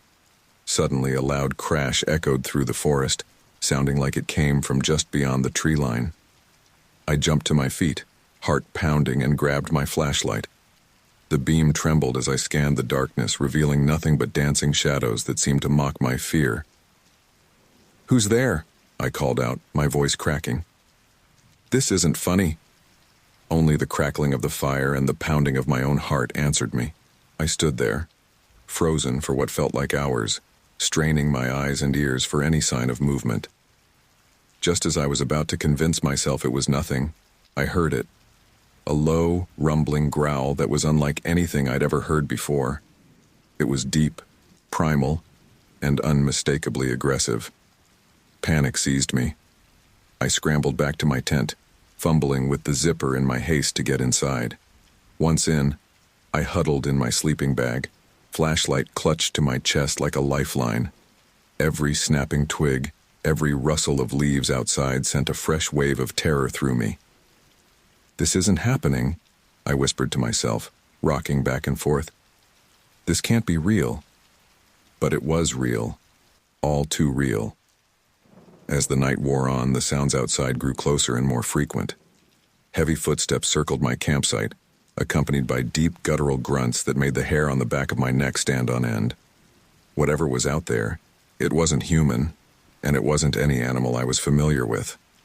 I must have dozed off at some point, exhaustion finally overcoming fear. When I awoke, pale dawn light was filtering through the tent walls. For a moment, I lay there, disoriented, wondering if the terrors of the night had been just a vivid nightmare. Then I unzipped the tent and stepped outside. The campsite was a mess. My cooler had been overturned, its contents strewn across the ground. Deep gouges marred the side of my truck as if something with massive claws had taken a swipe at it, and there in the soft earth all around the clearing were those footprints again. Dozens of them circling my tent, my truck, the remnants of my fire. "Oh God," I breathed, my legs nearly giving out beneath me. "It's real. It's all real." I stumbled to my truck, hands shaking so badly I could barely get the key in the ignition. I had to get out of here, had to tell someone what was happening. But who would believe me?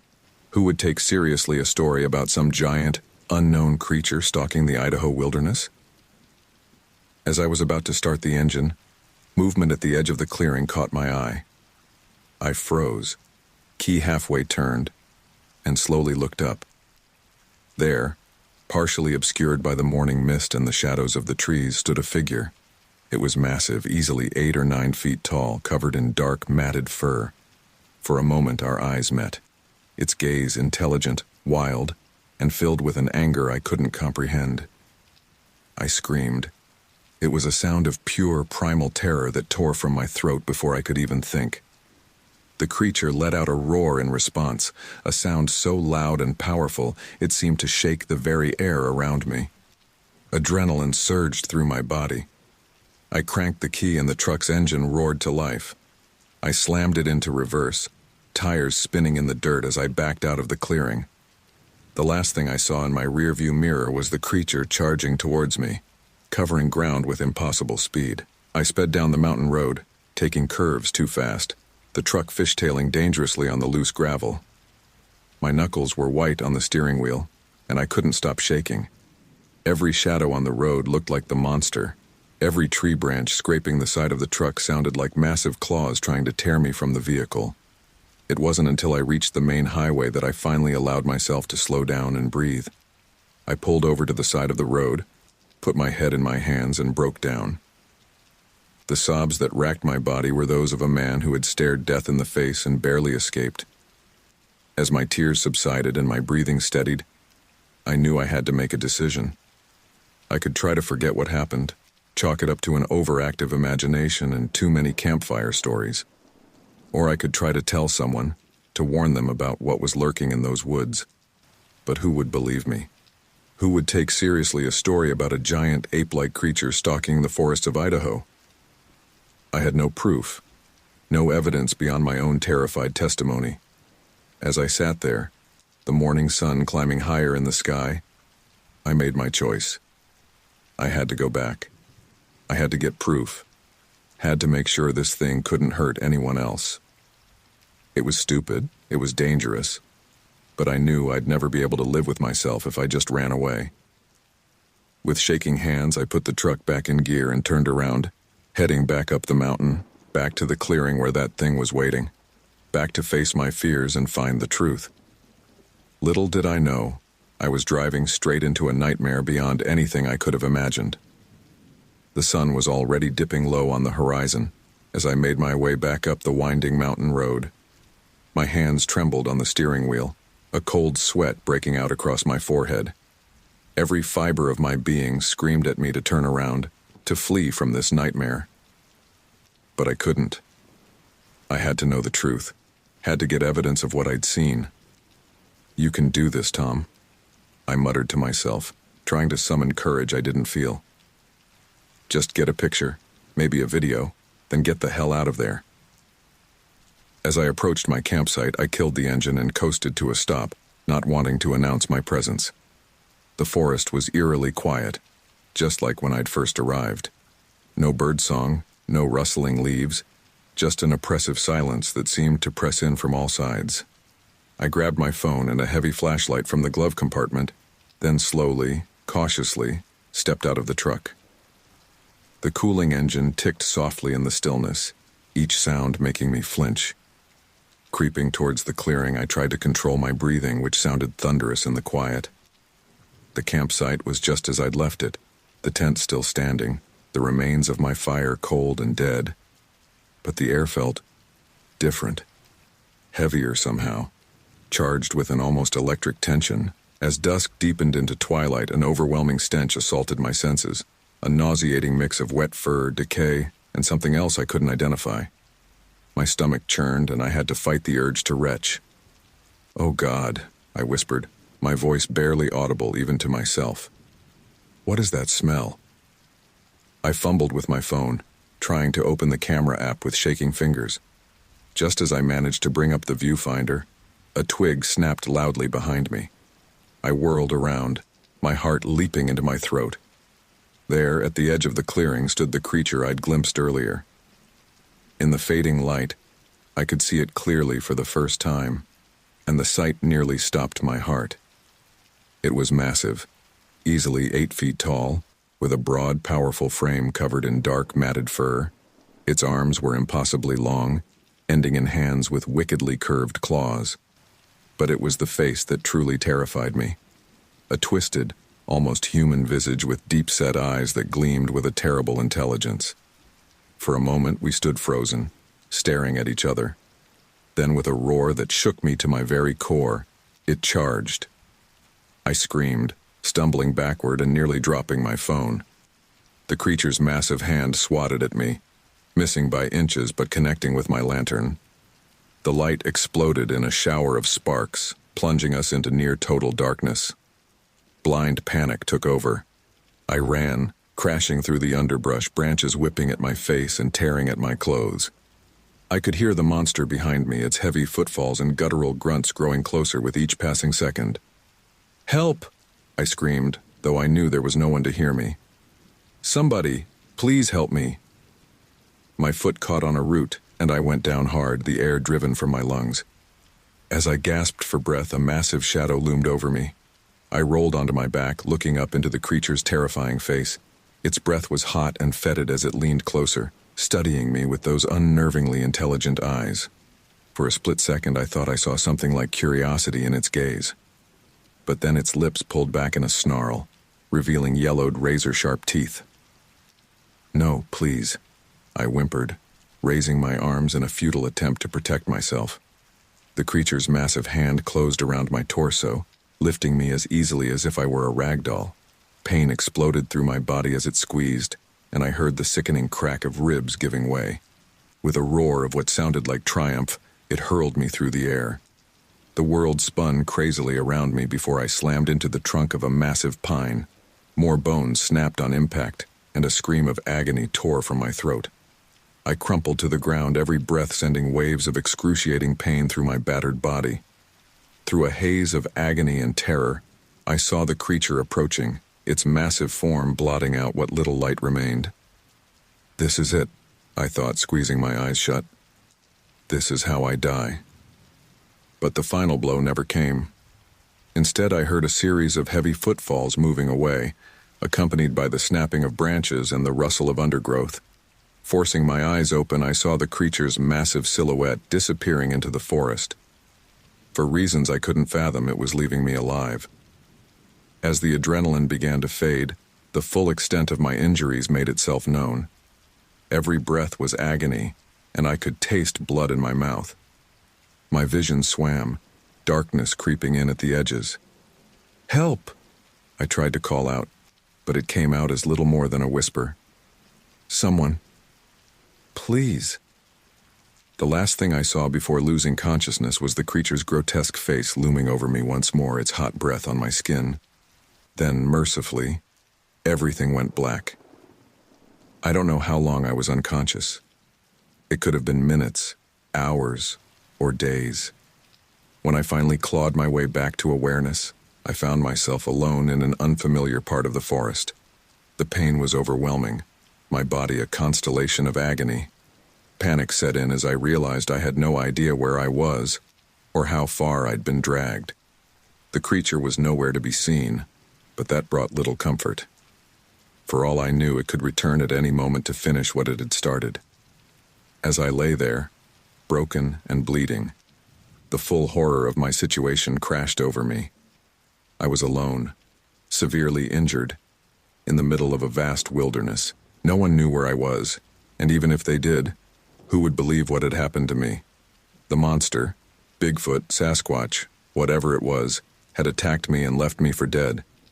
And now, as shock gave way to a bone-deep terror, I realized that my nightmare was far from over.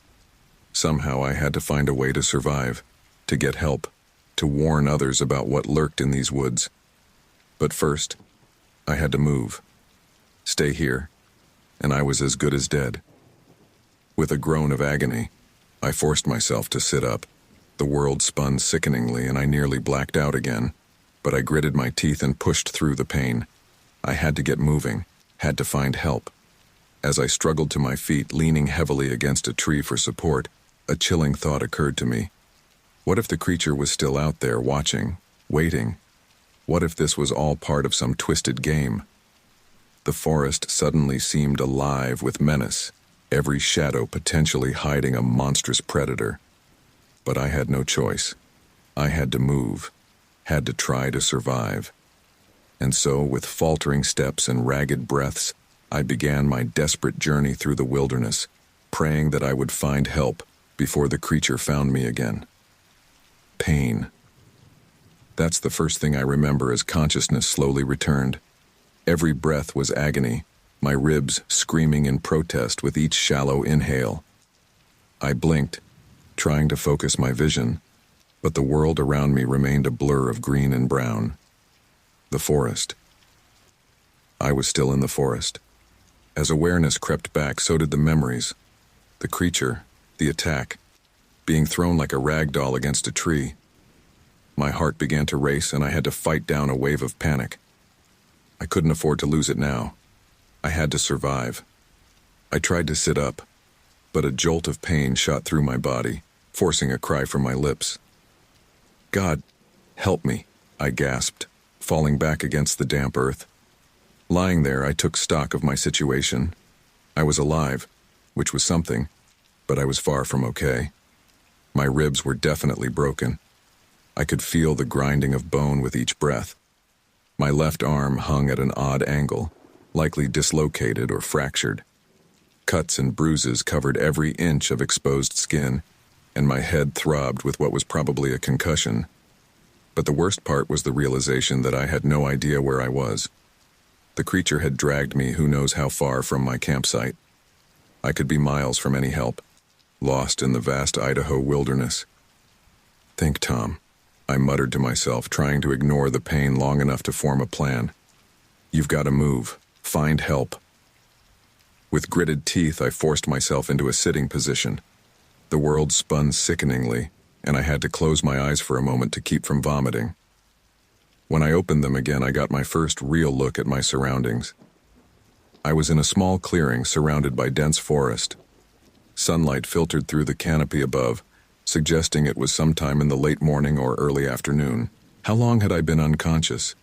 Panic began to set in as I realized how much time might have passed. "Hello?" I called out, my voice hoarse and weak. "Is anyone there? I need help." Only the rustling of leaves answered me. I was alone, utterly alone in this indifferent wilderness. Fighting down the rising tide of fear, I knew I had to get moving. Stay here, and I was as good as dead. With agonizing slowness, I used a nearby tree to pull myself to my feet. The simple act left me gasping and dizzy, black spots dancing at the edges of my vision. One step at a time, I told myself, leaning heavily against the tree. "You can do this." But which way should I go? I had no idea which direction might lead to safety, no clue where the nearest road or trail might be. For all I knew, I could be walking deeper into the wilderness with each step. A twig snapped somewhere in the forest behind me, and I froze. Was it back? Had the creature returned to finish what it started? I held my breath, straining to hear over the pounding of my heart. Nothing. Just the normal sounds of the forest. But the moment of terror gave me the push I needed. I had to move, had to get as far away from here as possible. I picked a direction at random and started walking. Each step was agony, my broken body protesting every movement. But the fear of what might be lurking in the forest kept me going.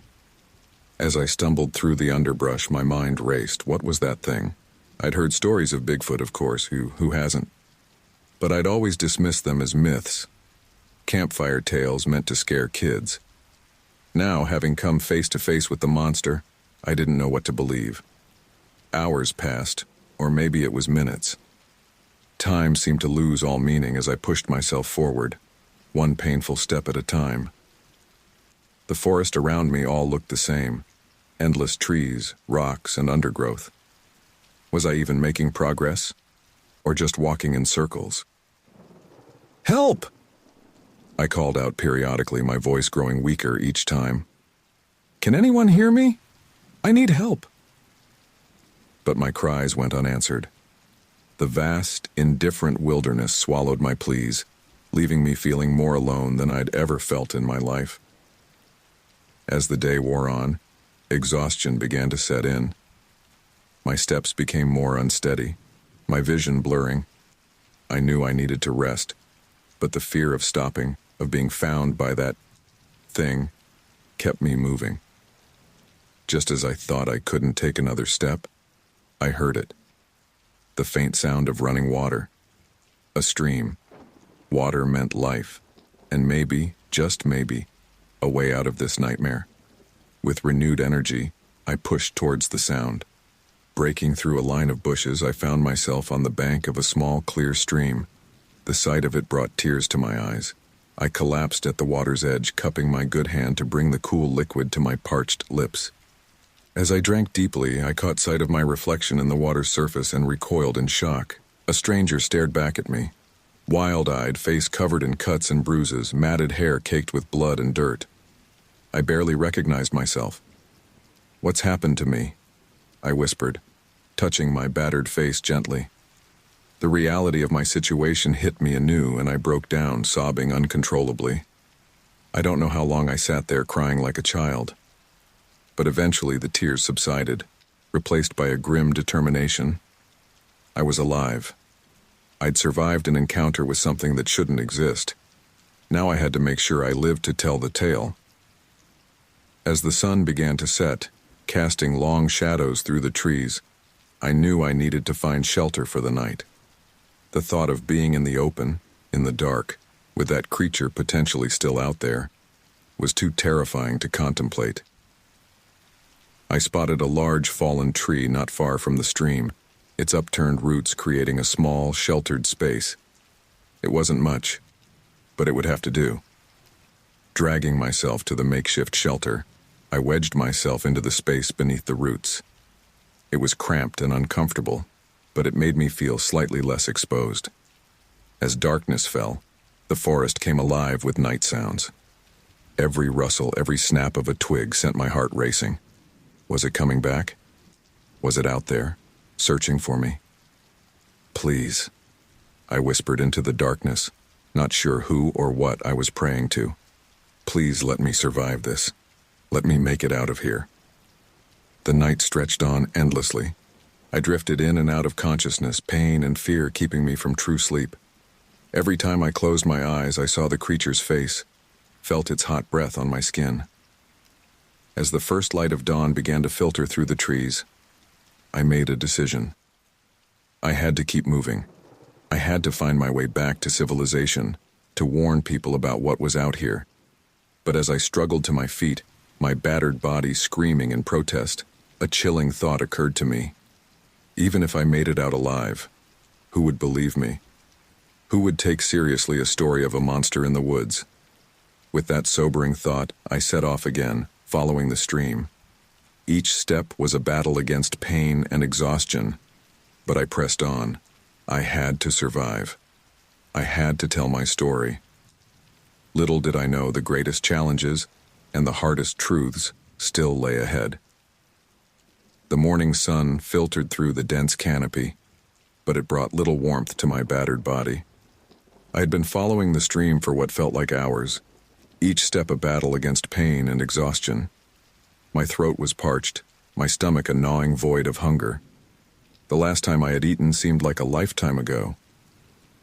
"Keep moving, Tom," I muttered to myself, my voice barely a rasp. One foot in front of the other. But it was getting harder to follow my own advice. My injuries, coupled with dehydration and hunger, were taking their toll. The world around me swam in and out of focus, and I found myself stumbling more frequently. As I rounded a bend in the stream, a wave of dizziness washed over me. I reached out to steady myself against a tree, but my weakened legs gave way. I collapsed to the ground, crying out as pain lanced through my broken ribs. "No, no, no," I groaned, trying to push myself up. But my body refused to cooperate. I lay there, face pressed against the damp earth, fighting against the darkness that threatened to engulf me. How long I remained there, I couldn't say. Time seemed to lose all meaning in this green hell. But eventually, the insistent growl of my stomach roused me from my stupor. I needed food. I needed water, or I wouldn't last much longer.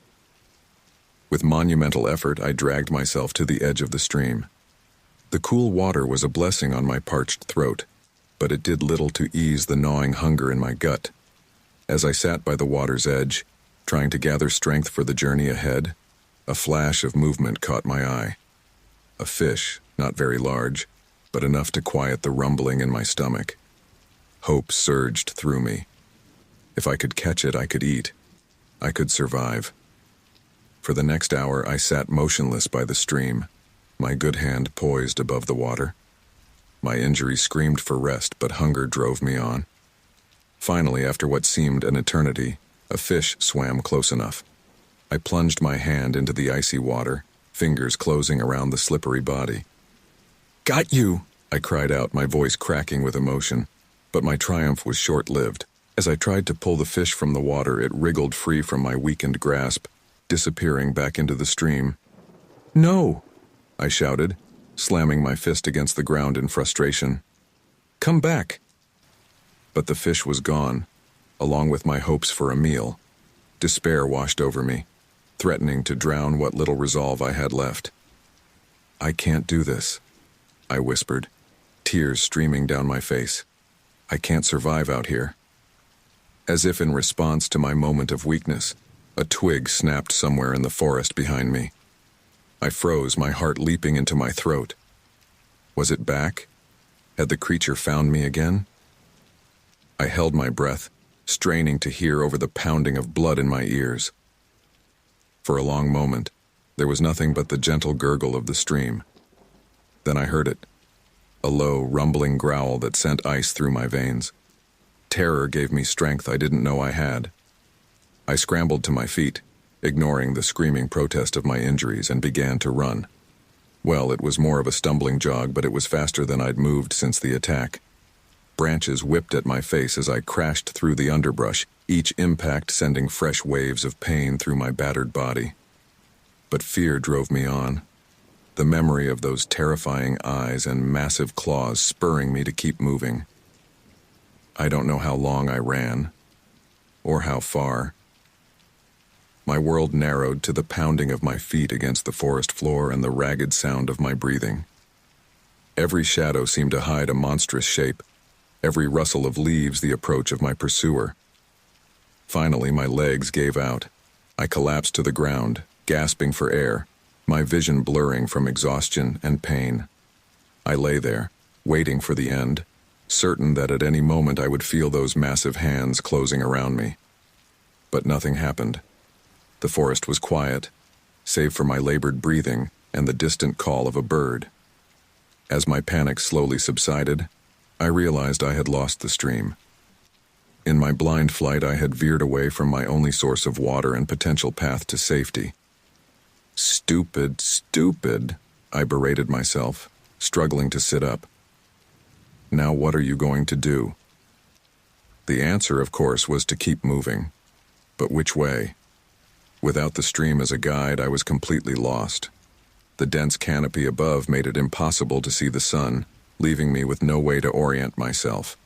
As the adrenaline from my flight faded, the full weight of my exhaustion and injuries settled over me.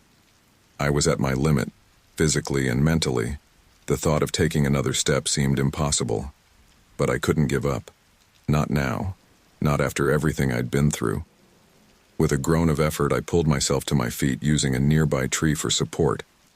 The world spun sickeningly, and for a moment I thought I might pass out. But I gritted my teeth and held on, waiting for the dizziness to pass. As my vision cleared, something caught my eye. There, not 20 feet away, was a small clearing, and in that clearing a patch of berries.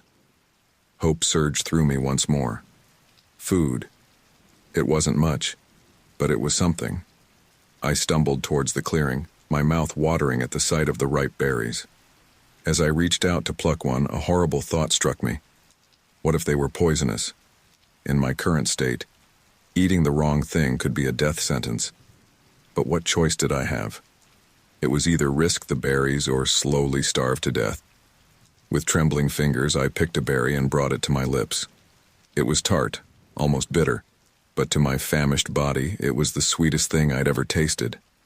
I ate handful after handful, barely pausing to breathe. It wasn't until I'd stripped the bush nearly bare that I finally stopped, my stomach no longer a painful void. As I sat there, feeling life slowly returning to my battered body, I caught sight of something that made my blood run cold. There, in the soft mud at the edge of the clearing, was a massive footprint. It was unmistakable. The same enormous humanoid print I'd seen back at my campsite. The creature had been here, and recently. Panic threatened to overwhelm me once more, but I forced it down. I couldn't afford to lose my head now. I had to think, had to plan. The footprint was facing away from the clearing, heading deeper into the forest. That meant if I went the opposite direction, I might be moving towards civilization. It wasn't much to go on, but it was all I had. As the sun began to set, casting long shadows through the trees, I knew I had to make a decision. Stay here for the night, or push on in the growing darkness. The thought of being out in the open, with that thing potentially nearby, made my decision for me. I had to keep moving. And so, with the last of the daylight fading, I set off once more. Each step was a battle against pain and exhaustion, but I pressed on. The memory of those massive footprints spurred me forward, a constant reminder of the danger that lurked in these woods. As night fell completely, turning the forest into a maze of shadows and unseen threats, I couldn't shake the feeling that I was being watched. Was the creature out there following me, waiting for the right moment to strike? With these chilling thoughts swirling in my mind, I pushed deeper into the dark forest, praying that each step was taking me closer to safety and further from the nightmare that had become my reality. Little did I know, the true test of my survival was yet to come. The night seemed endless. Each step was a battle against exhaustion, pain, and the creeping tendrils of despair that threatened to overwhelm me. The forest, once a place of solace and adventure, had become a nightmarish labyrinth of shadows and unseen threats. As the first light of dawn began to filter through the trees, I found myself in a small clearing. My legs, pushed far beyond their limits, finally gave out. I collapsed to the ground, my breath coming in ragged gasps. This is it, I thought, staring up at the lightening sky through the canopy. This is where I die. But as I lay there, teetering on the edge of consciousness, I heard something. At first I thought it was just the wind or my own delirium playing tricks on me. But then I heard it again. Distant voices. My heart leapt into my throat. Could it be? Was someone out there? Summoning the last reserves of my strength, I pushed myself up onto my elbows. "Hello?" I called out, my voice barely more than a hoarse whisper. "Is anyone there?" For a moment, there was nothing but silence.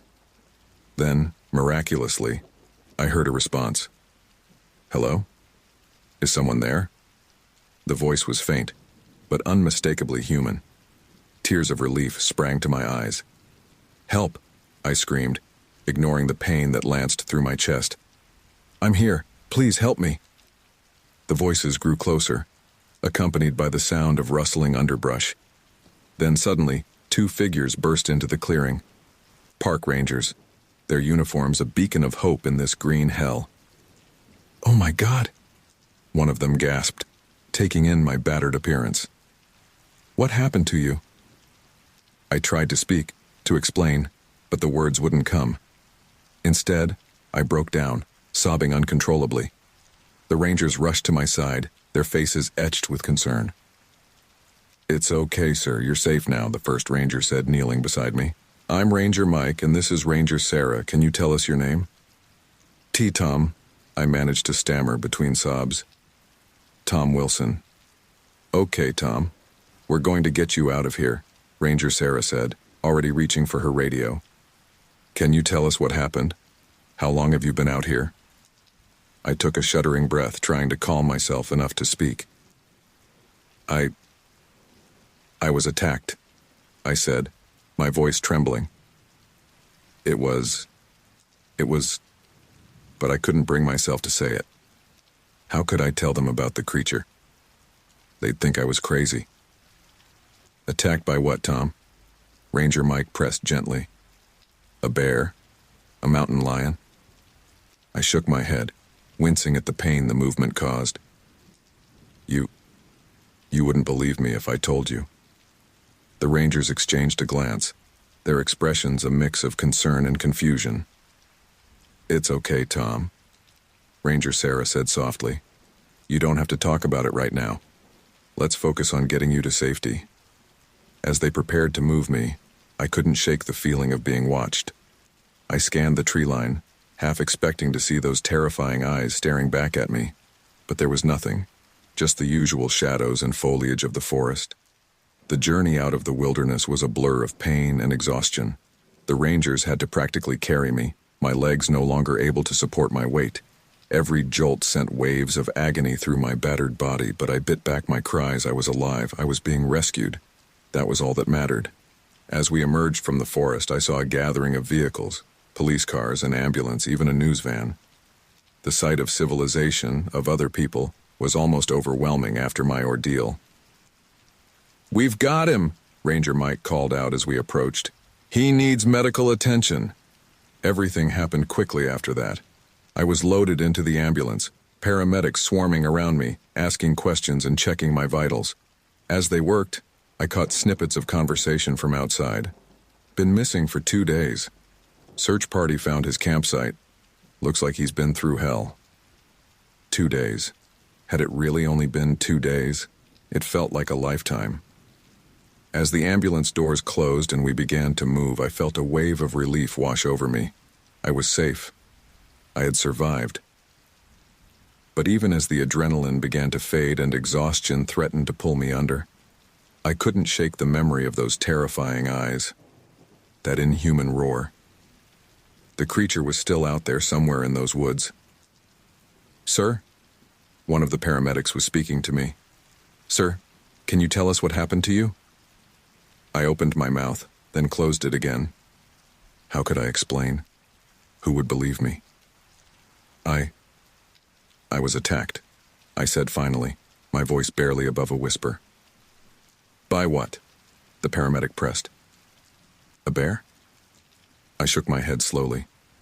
"You wouldn't believe me if I told you." The paramedic exchanged a glance with his colleague. "Sir, it's important that we know what kind of animal attacked you, for treatment purposes." I closed my eyes, fighting back tears. "It wasn't an animal," I said. "At least, not any animal you've ever seen."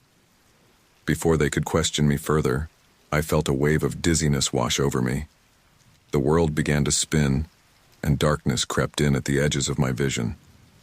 "He's going into shock," I heard one of the paramedics say, their voice seeming to come from very far away. "We need to..." But I didn't hear the rest. The darkness overtook me, and I slipped into unconsciousness. My last thought before the world faded away was of the creature. It was still out there, in those woods, and no one would believe me when I told them what I'd seen. As the ambulance sped towards the hospital, sirens blaring, I drifted in and out of consciousness. Each time I surfaced, the memory of my ordeal pressed in on me. The creature's roar echoed in my ears, its terrifying visage burned into my mind. I knew that even though I had escaped the forest, my nightmare was far from over. The real challenge lay ahead, convincing others of what I had seen, of the danger that lurked in those woods. But for now, as the ambulance raced through the streets and the paramedics worked to stabilize me, I allowed myself a moment of relief. I was alive. I had survived. And somehow, someway, I would make them believe me. The harsh fluorescent lights of the hospital room assaulted my eyes as I slowly regained consciousness. The steady beep of monitors and the antiseptic smell were a stark contrast to the wild terror of the forest. For a moment I wondered if it had all been a nightmare. But the pain radiating through my body was a grim reminder of the reality I had endured. A nurse noticed I was awake and approached my bedside. "Mr. Wilson, how are you feeling?" I tried to speak, but my throat was dry and raw. She offered me some water, which I gratefully accepted. "You've been through quite an ordeal," she said softly. "The doctor will be in shortly to discuss your injuries." As if on cue, a man in a white coat entered the room, clipboard in hand. "Mr. Wilson, I'm Dr. Ramirez. You've got some serious injuries here. 3 broken ribs, a dislocated shoulder, multiple lacerations, and a concussion. Can you tell me what happened?" I took a deep breath, wincing at the pain in my chest. This was it, the moment of truth. "I was attacked," I began, my voice trembling. "In the forest, by Bigfoot." The silence that followed was deafening. Dr. Ramirez and the nurse exchanged a glance that spoke volumes. "Mr. Wilson," the doctor said carefully, "you've been through a traumatic experience. It's not uncommon for the mind to create explanations." "No," I interrupted, my voice rising. "You don't understand. I saw it. It was real. It attacked me, threw me against a tree. It was huge, covered in fur, with these eyes." I shuddered at the memory. Dr. Ramirez's expression softened into one of pity. "Tom, may I call you Tom? Your injuries are consistent with a fall from a significant height. Perhaps you slipped on a steep trail and your mind is filling in the blanks?" I shook my head vehemently, ignoring the pain the movement caused. "No, you're not listening. It wasn't a fall. It was Bigfoot. I know how it sounds, but—" "Mr. Wilson," the nurse interjected gently, "you were alone in the wilderness for 2 days. Dehydration and fear can cause hallucinations." "It wasn't a hallucination," I shouted, then immediately regretted it as pain lanced through my chest. "Please, you have to believe me. There's something out there. People need to be warned." The doctor made a note on his clipboard. "I think it's best if we let you rest now, Tom. We'll run some more tests, make sure there's no internal bleeding or other complications."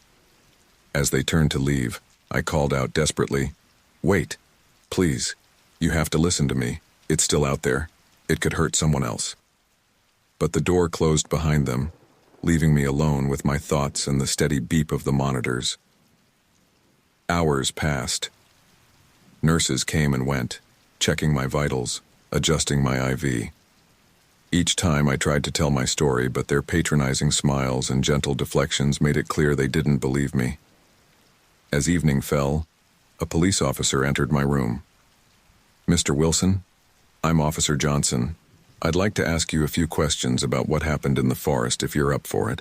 Hope surged through me. Maybe he would believe me. "Of course, officer, I'll tell you everything." I recounted my story, sparing no detail. The initial sighting, the terrifying chase, the brutal attack. As I spoke, Officer Johnson's expression remained neutral, but I could see the skepticism in his eyes. When I finished, he cleared his throat. "Mr. Wilson, I appreciate you sharing this with me, but I have to ask, is it possible that your mind might be filling in gaps? You were alone in the wilderness for a long time. Stress and fear can do strange things to a person's perception." My heart sank. "You don't believe me either," I said flatly. "It's not that I don't believe you experienced something traumatic," he said carefully. "But Bigfoot? There's never been any concrete evidence." "I know what I saw," I insisted, frustration boiling over. "Why won't anyone listen to me?" Officer Johnson sighed. "Look, we'll investigate the area where you were found. If there's any evidence to support your story, we'll find it. In the meantime, try to rest and recover." As he left, I felt a wave of despair wash over me. No one believed me. They all thought I was crazy or confused. How could I make them understand the danger that lurked in those woods? My family arrived later that evening. My parents and my sister, their faces etched with worry and relief. "Oh, Tom," my mother cried, rushing to my bedside. "We were so worried. What happened to you out there?" I hesitated, the words catching in my throat. I wanted to tell them everything to make them understand. But the memory of the disbelief I'd faced all day held me back. I got lost," I said finally, the lie tasting bitter on my tongue. "Fell down a ravine, It was stupid of me to go off trail. The relief on their faces was palpable. They didn't press for details, instead fussing over me, telling me how glad they were that I was safe. As they chatted, filling me in on the search efforts and the media coverage of my disappearance, I felt more alone than I had in the depths of the forest. The truth burned inside me, begging to be told. But I knew they wouldn't believe me. No one would. Later that night, after my family had gone and the hospital had quieted, I lay awake, staring at the ceiling. The memory of the creature's roar echoed in my mind. Its terrifying visage burned into my thoughts. I knew it was still out there, somewhere in those dark woods, and I was the only one who knew the truth. A nurse entered to check my vitals, her footsteps soft in the quiet room. "Can't sleep?" she asked kindly. I shook my head. "Every time I close my eyes, I see it," I whispered. She patted my hand gently. "It's normal to have nightmares after a traumatic experience, but you're safe now. Try to rest." As she turned to leave, I caught her arm. "Please," I said, my voice breaking. "You have to believe me. What I saw out there, it was real. I'm not crazy." And the pity in her eyes was almost worse than the disbelief I'd faced all day. "Of course, Mr. Wilson. Why don't I get you something to help you sleep?" After she left, I turned my face to the window, tears of frustration and fear sliding silently down my cheeks. Outside, the moon cast long shadows across the hospital grounds, reminding me of the forest's dark depths. I was alive, yes. I had survived the impossible. But as I lay there, surrounded by the trappings of civilization, yet utterly alone with my terrifying knowledge, I realized that my ordeal was far from over. The creature was still out there, and I was the only one who knew the truth. Somehow I had to make them believe me. I had to warn them. Because if I didn't, who knew who might fall victim to the monster lurking in the shadows of the Idaho wilderness? With these heavy thoughts weighing on my mind, I drifted into an uneasy sleep. My dreams haunted by glowing eyes and an inhuman roar that echoed through the dark forests of my subconscious. The morning sun streamed through the hospital window, casting long shadows across my room. I had barely slept, plagued by nightmares of glowing eyes and massive fur-covered hands reaching for me in the darkness. As I lay there trying to shake off the lingering tendrils of fear, a knock at the door jolted me fully awake. Officer Johnson entered, accompanied by a man in a park ranger uniform. "Good morning, Mr. Wilson," the officer said. "How are you feeling today?" I struggled to sit up, wincing at the pain in my ribs. "I've been better," I replied, my voice hoarse from lack of sleep. "This is Ranger Mike Thompson," Officer Johnson continued, gesturing to his companion. "He was part of the team that found you. We'd like to ask you a few more questions if you're up for it." I nodded, a flicker of hope igniting in my chest. Maybe now they would listen to me. Maybe now they would believe. Ranger Thompson stepped forward, his expression a mix of concern and curiosity. "Mr. Wilson, we've been over the area where you were found and we're having trouble piecing together what happened. Can you walk us through it again?" Taking a deep breath, I recounted my story once more. The initial sighting, the terrifying chase, the brutal attack. As I spoke, I could see the skepticism growing in their eyes. But I pressed on, desperate to make them understand. "I know how it sounds," I said, my voice cracking with emotion. "But I'm telling you the truth, it was Bigfoot. It attacked me, threw me against a tree like I was nothing. It's still out there, and people need to be warned."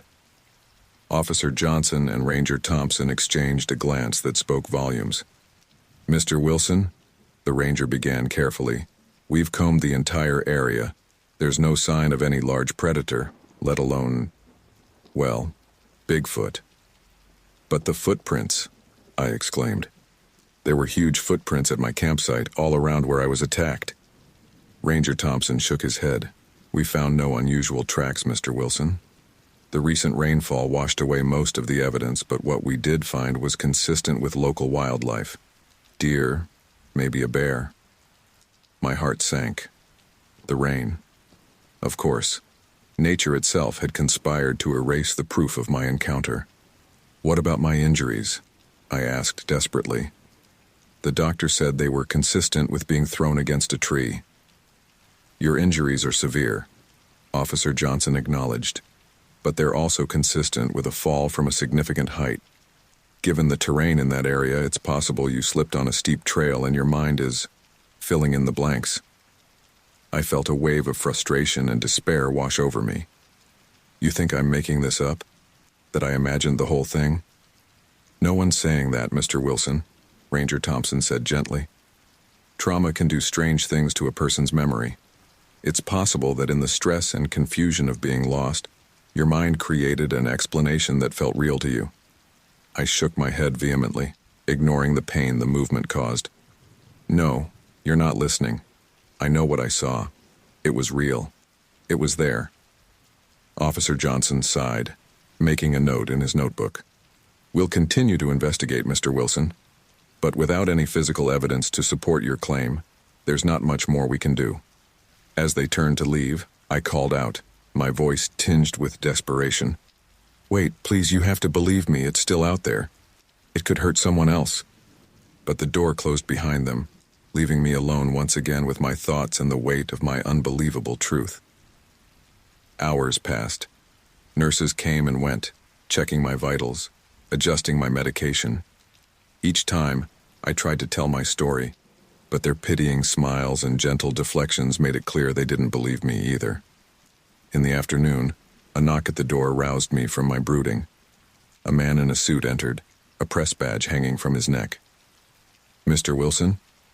I'm Jack Harper from the Idaho Statesman. I was hoping I could ask you a few questions about your ordeal in the forest. For a moment, hope flared in my chest. The press. Maybe they would listen, maybe they could help spread the truth. But as the interview progressed, it became clear that Harper was more interested in sensationalizing my survival story than in hearing about the creature I'd encountered. So, Mr. Wilson, Harper said, his pen poised over his notepad, you were lost in the wilderness for 2 days. How did you survive? Did your camping experience help? I took a deep breath, steeling myself. Mr. Harper, I wasn't just lost. I was attacked by Bigfoot. The journalist's eyebrows shot up, a mixture of surprise and skepticism crossing his face. Bigfoot. Are you sure about that, Mr. Wilson? I know how it sounds, I said, my frustration mounting. But I'm telling you the truth. It was huge, covered in fur with these terrifying eyes. It threw me against a tree like I was nothing. People need to know what's out there. Harper's expression softened into something that looked uncomfortably like pity. Mr. Wilson, you've been through a traumatic experience. It's not uncommon for the mind to create explanations. No, I interrupted, my voice rising. Why won't anyone listen to me? I know what I saw. It was real. The journalist held up his hands in a placating gesture. All right. Why don't you tell me more about what happened? Start from the beginning. For the next hour, I poured out my story, sparing no detail. I described the creature's appearance, its terrifying roar, the brutal strength of its attack. Harper listened attentively, taking notes, but I could see the disbelief in his eyes. As he was preparing to leave, Harper paused at the door. Mr. Wilson, I appreciate you sharing your story with me. I'll include your account in the article, but, well, I think it's best if we focus on your survival against the odds. The public loves a good man versus nature story. My heart sank. Even the press, who I'd hoped might be open to the extraordinary, was dismissing my experience. But what about the truth? I asked, my voice barely above a whisper. Harper gave me a sympathetic look.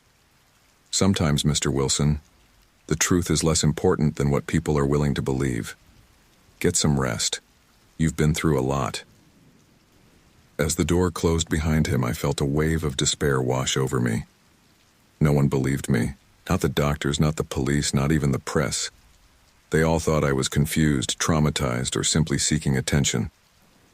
I turned my gaze to the window, watching as the sun began to set, casting long shadows across the hospital grounds. Somewhere out there in the darkening forest, the creature was still roaming free. And I was the only one who knew the truth. As night fell and the hospital quieted, I lay awake, staring at the ceiling. The memory of my encounter played on repeat in my mind, every terrifying detail as vivid as if it had just happened. I knew sleep would bring only nightmares, but exhaustion was beginning to take its toll. Just as I was about to drift off, a thought struck me with such force that I sat bolt upright, ignoring the pain that shot through my body, my campsite, my truck. If any evidence remained, it would be there. With renewed determination, I pressed the call button. When the night nurse arrived, I fixed her with a steady gaze. "I need to speak to Officer Johnson," I said. "It's urgent. I think I know where we can find proof." As she left to make the call, I felt a glimmer of hope. Maybe, just maybe, I could still make them believe. Because if I couldn't, who knew who might fall victim next to the monster lurking in the shadows of the Idaho wilderness? The morning light filtered through the hospital room window, casting a pale glow on the stark white walls. I hadn't slept much, my mind racing with thoughts of what we might find at my campsite. Officer Johnson had agreed to investigate, but I could hear the skepticism in his voice even over the phone. A soft knock on the door pulled me from my thoughts. Dr. Ramirez entered, followed by a woman in a crisp suit who introduced herself as Dr. Sarah Linden, a psychologist. "Good morning, Tom," Dr. Ramirez said, his tone cautious. "How are you feeling today?" I shifted uncomfortably in the bed, wincing at the pain in my ribs. "Physically or mentally?" I asked, unable to keep the bitterness from my voice. Dr. Linden stepped forward, her expression gentle but probing. "That's actually why I'm here, Tom. Dr. Ramirez thought it might be helpful for you to talk to someone about your experience." I felt a surge of frustration. "You mean someone to convince me I'm crazy? That what I saw wasn't real?" "No one's saying you're crazy, Tom," Dr. Linden said soothingly. "But trauma can affect our minds in complex ways. Sometimes our brains create explanations for things we can't understand or accept." I shook my head vehemently. "You don't understand. I know what I saw. It was real. Bigfoot attacked me and it's still out there." Dr. Ramirez and Dr. Linden exchanged a glance that spoke volumes. "Tom," Dr. Ramirez began carefully, "your injuries are consistent with a fall from a significant height. Is it possible that in the stress and confusion of being lost, your mind created an explanation that felt real to you?" "No," I shouted, ignoring the pain that lanced through my chest. "Why won't anyone believe me? I'm not making this up."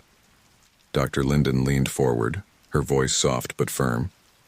"Tom, no one's accusing you of lying, but consider this. You were alone in the wilderness for 2 days. You were injured, scared, and likely dehydrated. Under those conditions, it's not uncommon for people to experience vivid hallucinations." I felt tears of frustration welling up in my eyes. "It wasn't a hallucination," I insisted, my voice breaking. "I felt its breath on my skin. I heard its roar. It threw me against a tree like I was nothing. How can you explain that?" "The mind is a powerful thing, Tom," Dr. Linden said. "In times of extreme stress, it can create experiences that feel entirely real, but that doesn't mean they actually happened." I turned away, staring out the window at the world beyond, a world that now felt alien and threatening, knowing what lurked in its shadows. "You weren't there," I whispered. "You didn't see what I saw." Dr. Ramirez cleared his throat. "Tom, we're concerned about your mental state. Given the trauma you've experienced and your beliefs about what happened, we think it might be best if you speak with Dr. Linden regularly, at least for a while." I whirled back to face them, anger flaring. "You think I need therapy? Because I'm telling the truth about what happened to me?" "We think you need support," Dr. Linden said gently, "to process what you've been through and to help you readjust to normal life." Normal life. The phrase echoed in my head, sounding hollow and meaningless. How could I go back to normal life knowing what I knew? Fine, I said finally, my voice flat. Whatever you think is best. As they left, promising to check on me later, I felt a wave of despair wash over me. No one believed me. They all thought I was delusional, traumatized, or simply seeking attention. The day dragged on interminably. Nurses came and went, checking my vitals, adjusting my medication. My family visited, their faces etched with worry and confusion. I could see the questions in their eyes, but I couldn't bring myself to tell them the truth. Not when I knew they wouldn't believe me either. As evening fell, casting long shadows across my room, a knock at the door roused me from my brooding. Officer Johnson entered, his expression unreadable. "Mr. Wilson," he said, nodding in greeting, "I wanted to update you on our investigation of your campsite." I sat up straighter, hope flaring in my chest. "Did you find something? The footprints? The claw marks on my truck?" Officer Johnson's face softened into something that looked uncomfortably like pity. "I'm sorry, Mr. Wilson. We found no evidence of any large predator at your campsite. No unusual footprints, no claw marks. The rain washed away most of the tracks, but what we did find was consistent with local wildlife. Deer, maybe a bear." My heart sank. But that's impossible. It was there. I saw it. "I understand this is difficult to accept," Officer Johnson said gently. "But without any physical evidence, there's not much more we can do. We'll keep the case open, but..." He trailed off, but his meaning was clear. They were done. They didn't believe me, and they weren't going to waste any more time on what they saw as a wild goose chase. As Officer Johnson left, I felt the last shred of hope slip away. The creature had disappeared without a trace, leaving me with nothing but my own testimony, a testimony that no one believed. That night, as I lay in the darkness of my hospital room, the full weight of my situation crashed down on me. I was alone with a truth that no one would accept. The creature was still out there, roaming free, while I was trapped here, labeled as delusional or worse. Sleep eluded me, my mind replaying the attack in vivid detail. Every time I closed my eyes, I saw those terrifying, intelligent eyes staring back at me. I could hear its roar, feel its hot breath on my skin. As the first light of dawn began to filter through the window, I made a decision. I couldn't stay here. Couldn't keep trying to convince people who were determined not to believe me. I had to get out, had to find a way to prove what I'd seen. With grim determination, I began to plan. I would check myself out of the hospital as soon as possible. I would find someone who would listen, someone who would help me search for the truth. Because I knew, with bone-deep certainty, that the creature was still out there. And if I didn't do something, who knew who might fall victim next? As the hospital began to stir with the start of a new day, I steeled myself for what was to come. The road ahead would be difficult, fraught with disbelief and ridicule. But I had no choice. I had seen the impossible, had survived an encounter with a monster straight out of legend. And now, it was my responsibility to make sure the world knew the truth, no matter what it cost me. The soft glow of dawn filtered through the curtains as I sat on the edge of my bed, fully dressed for the first time since my ordeal. It had been a week since I was discharged from the hospital, and today marked my first day back at work. The physical wounds were healing, but the mental scars, those felt as fresh as ever. I caught sight of my reflection in the mirror and barely recognized the man staring back at me. Dark circles underscored my eyes, testament to the sleepless nights plagued by nightmares. My face, once open and friendly, now seemed haunted, etched with lines of worry and fear. "You can do this, Tom," I muttered to myself, trying to summon courage I didn't feel. "It's just work, normal everyday life." But as I reached for my car keys, my hand trembled. The thought of leaving the safety of my apartment, of facing the outside world, sent a chill down my spine. What if it was out there, waiting? I shook my head, trying to dispel the irrational fear. It's not here, I reminded myself. It's in the forest. You're safe here. But even as I said the words, I knew they weren't entirely true. The creature, Bigfoot, might be in the forest, but the memory of it, the terror it instilled, was with me always. The drive to work was a study in paranoia. Every shadow seemed to hide a monstrous shape. Every movement in my peripheral vision sent my heart racing. By the time I pulled into the parking lot of the office building where I worked as an accountant, I was drenched in sweat. As I walked through the office, I could feel the stares, hear the whispers. News of my ordeal had spread, but not the truth. To them, I was the guy who got lost in the woods and had some kind of breakdown. Their pitying glances and hushed conversations made me feel more isolated than I had been in the forest. "Tom," a voice called out. It was Sarah from HR, her face a mask of concern. "It's good to see you back. How are you feeling?" I forced a smile, one that felt brittle and false. "I'm fine, thanks. Good to be back." She nodded, but I could see the doubt in her eyes. "Well, if you need anything, don't hesitate to ask. And remember, the company offers counseling services if you want to talk to someone about what happened." I nodded stiffly and hurried to my desk, feeling the weight of her gaze on my back.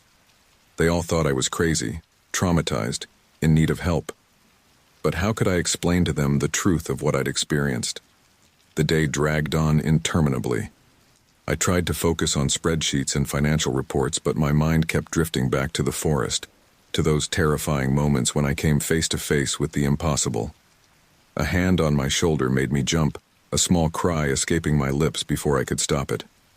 I whirled around to find my boss, Mr. Johnson, standing there with a startled expression. "Sorry, Tom," he said, taking a step back. "Didn't mean to startle you. I just wanted to check in, see how you're doing on your first day back." I took a deep breath, trying to slow my racing heart. "I'm fine, sir. Just a bit jumpy, I guess." Mr. Johnson's face softened with concern. "Look, Tom, I know you've been through a lot. If you need more time—" "No," I said quickly, perhaps too quickly. "No, I'm fine. I want to be here. I need normal." He nodded, but I could see he wasn't convinced. "All right, but if you need anything, my door's always open." As he walked away, I overheard him muttering to another employee.